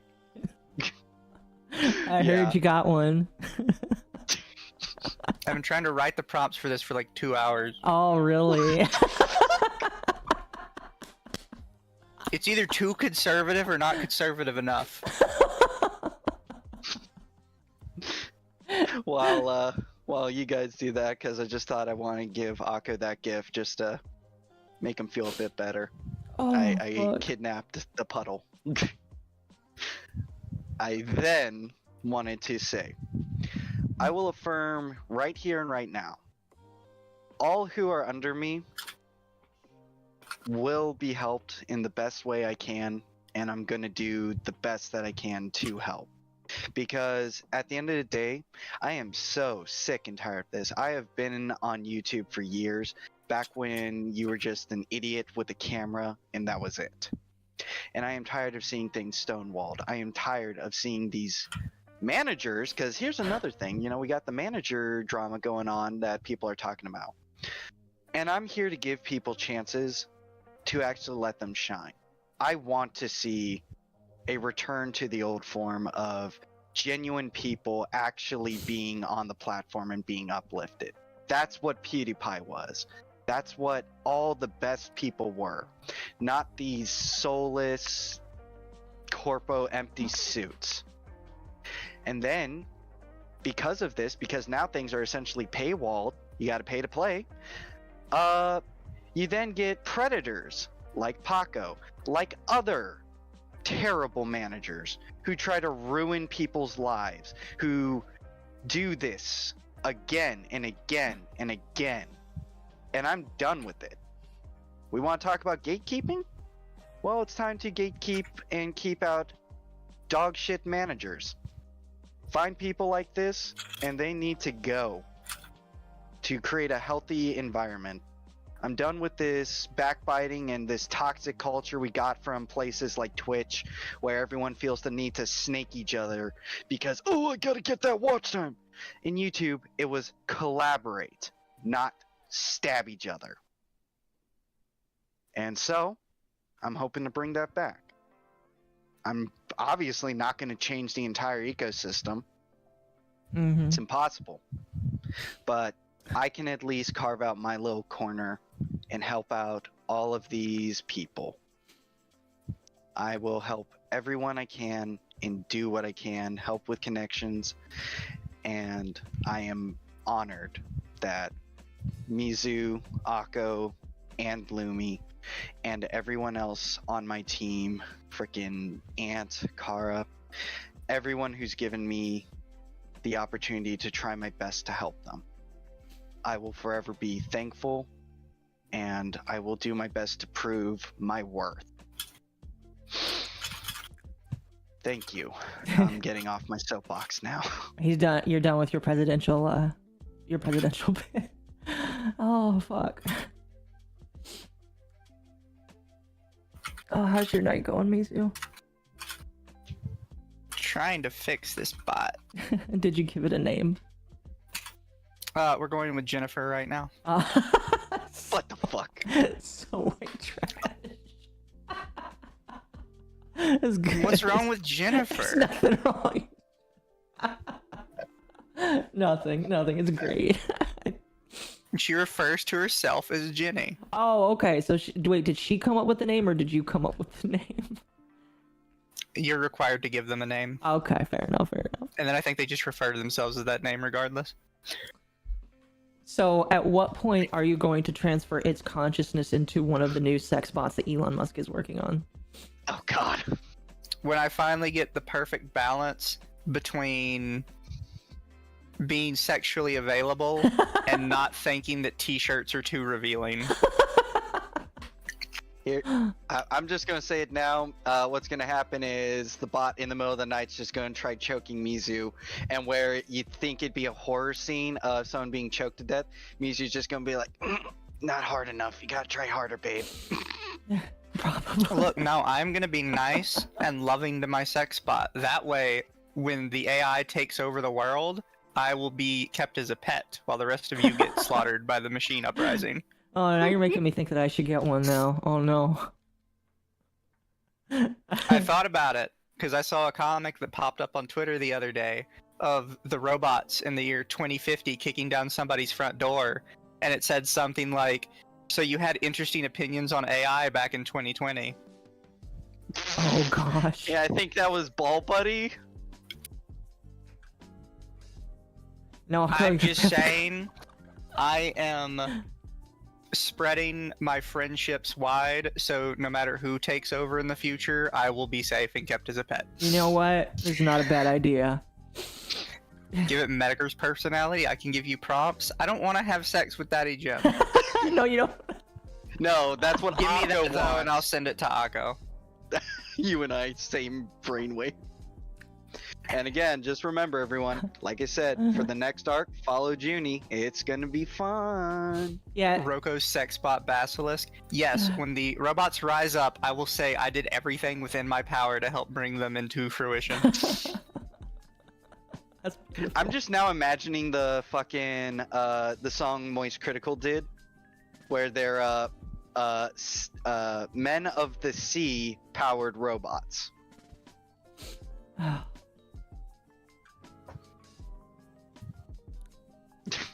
Living under AI wouldn't be worse than what we have now. Chances are it could be better, honestly. There is a chance. Yes. Anyways, I I'm just glad you're feeling better, Akko. You're in a better situation. yeah. And Mizu, I'm glad you're doing good, buddy. Anything else, or are we just gonna shoot the shit for the next 3 hours? Oh, I was just dropping by, say hi. I I appreciate need to that. get back to my Roko's basilisk. You do God damn that. And I hope you have a good one, man. Look, this shit's a lot more complicated than I gave it credit for. More than AI art, probably. Stop being a coomery. I'm not trying to coom. I'm trying to get like a nice middle ground. He's getting Nah. he's getting a help for when he meets a real girl, IRL. I will upload the robot's consciousness into the real girl.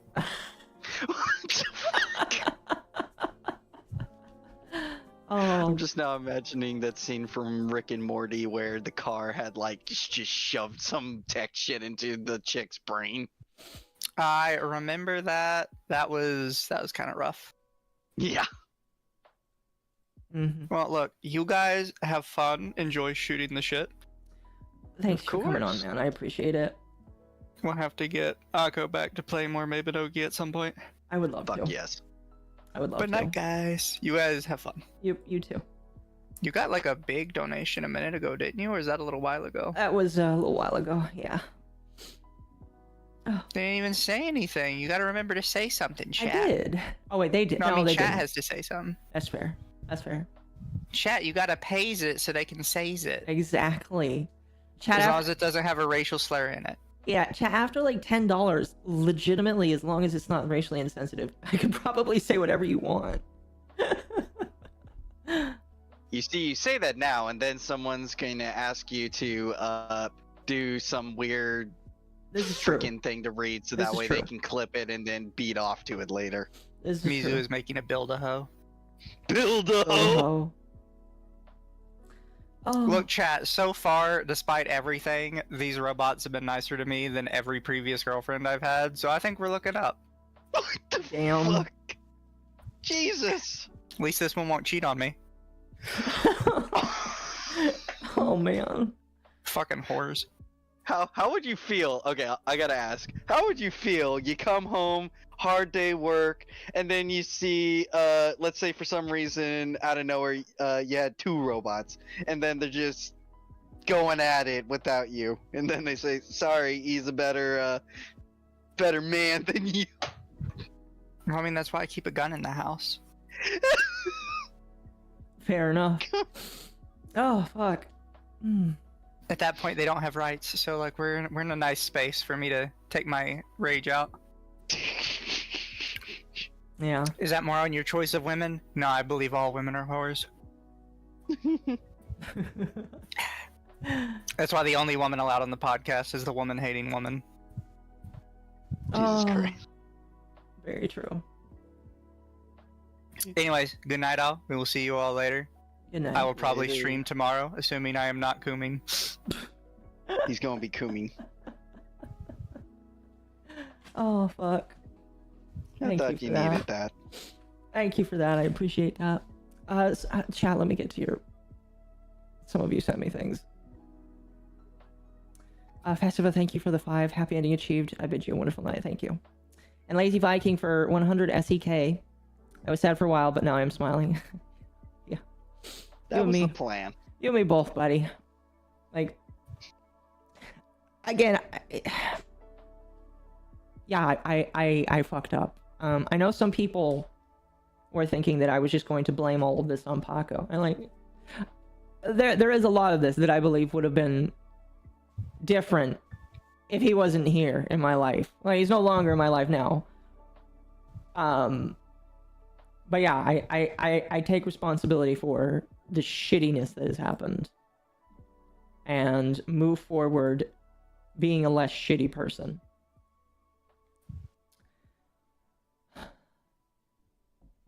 Best you can do, and hey, like I said, comeuppance are gonna start comeupping. Tickets are getting punched. You have me worried. Because at least for me, and Akko and Mizu and everyone else can verify. You want to be a shitbag to me? That's one thing. I don't really give a shit. I know I'm a shitty person.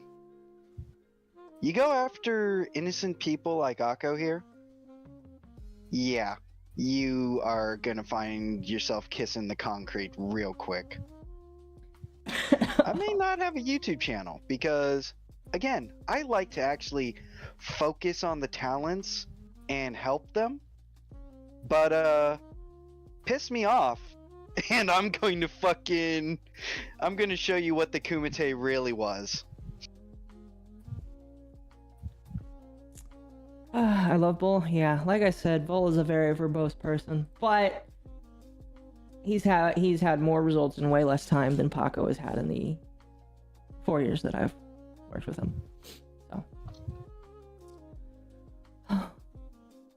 So, chat.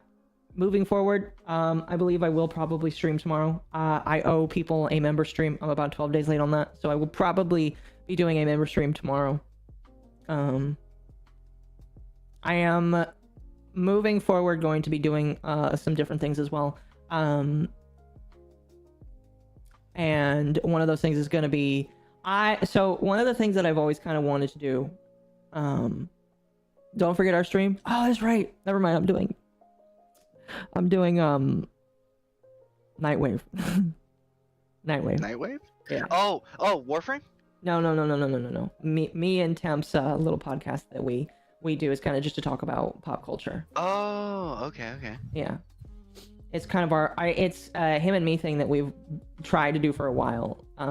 It's not about drama, it's just about pop culture and comics and shit. It's kind of like Clownfish TV, but with just me and him, basically. Instead of a loving husband and wife,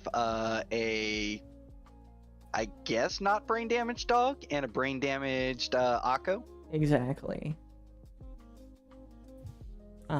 Yeah, we do that every Sunday, or we do that pretty much every Sunday, chat. And our goal is to talk about pop culture, see where things are leading. It's one of those things that I've always wanted to do in conjunction with doing drama. I like talking about it, so that'll be here tomorrow.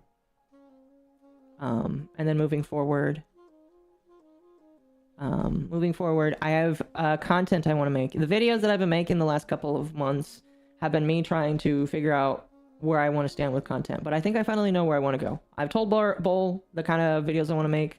I feel pretty confident about it. I think you were pretty confident about it, and we're gonna. Of course, I'm confident about your ideas. It's just we got to make sure to refine them. Mm-hmm. I like perfection. I want to make sure that this is going to be a slam fucking dunk. Oh, they will be. I can give you some seizure sound clips to make you like Nightwave. Oh dear. What the fuck? What does seizures have to do? I don't know. I'll have to give you a rain check on that one, Sparky. And in addition to that, Chad, I also want to do like real reaction, because like I feel like when it comes to reaction content, creators don't really react to content.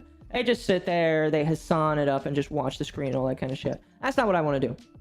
I want to do real reactions where I sit there, I watch a little bit, and then I give my opinion on how and what I think on all that kind of shit. So I'll be doing that.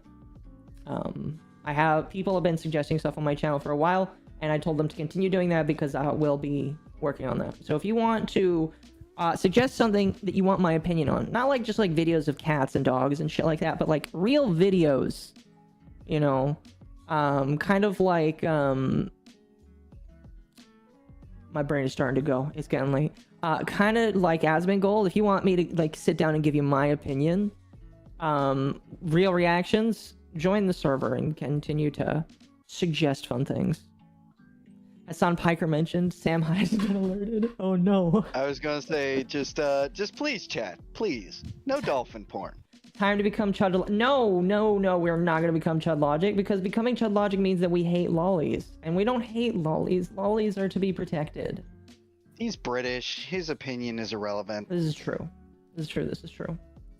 I'm sorry. I was gonna say it. If you're from Britain, your opinion immediately goes in the trash. Damn. Well, I didn't say it, so it's okay. Wolf, thank you for... You sent me 1 to 99 twice. Thank you. First one, QQ is the bi black guy from Scary Movie P. Diddy. I have no idea.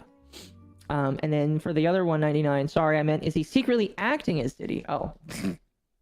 Diddy did do it, though. I don't know. These are... Chat... I wish I could say that I knew more about this P. Diddy guy. I really don't. He looks like a creeper. He sounds like a creeper. And from what I've seen, he's done a lot of creeper things. So... Oh, he's done worse. He's done far worse. I'm willing to believe it. Far worse. I'm willing to believe it. But, yeah, I just don't know anything about the guy. Here's the sad thing to know. I know he's like another Epstein. Oh no, but here's a sad thing to realize. I don't know about you, but I'm pretty sure I'm about to give everyone a pang of sadness in chat. You know, back in 2008, we would laugh called, you know, Justin's feed it, and stuff like that. And all that time he was being diddied. Oh. So while we were laughing and thinking he's the most annoying thing ever behind the scenes, well, he wasn't willingly doing it. That's sad. I don't know anything about that, but that sounds just depressing. Yeah. It's a real fucked story. One for another day. Yeah. Anyway, chat. That's pretty much it. You know,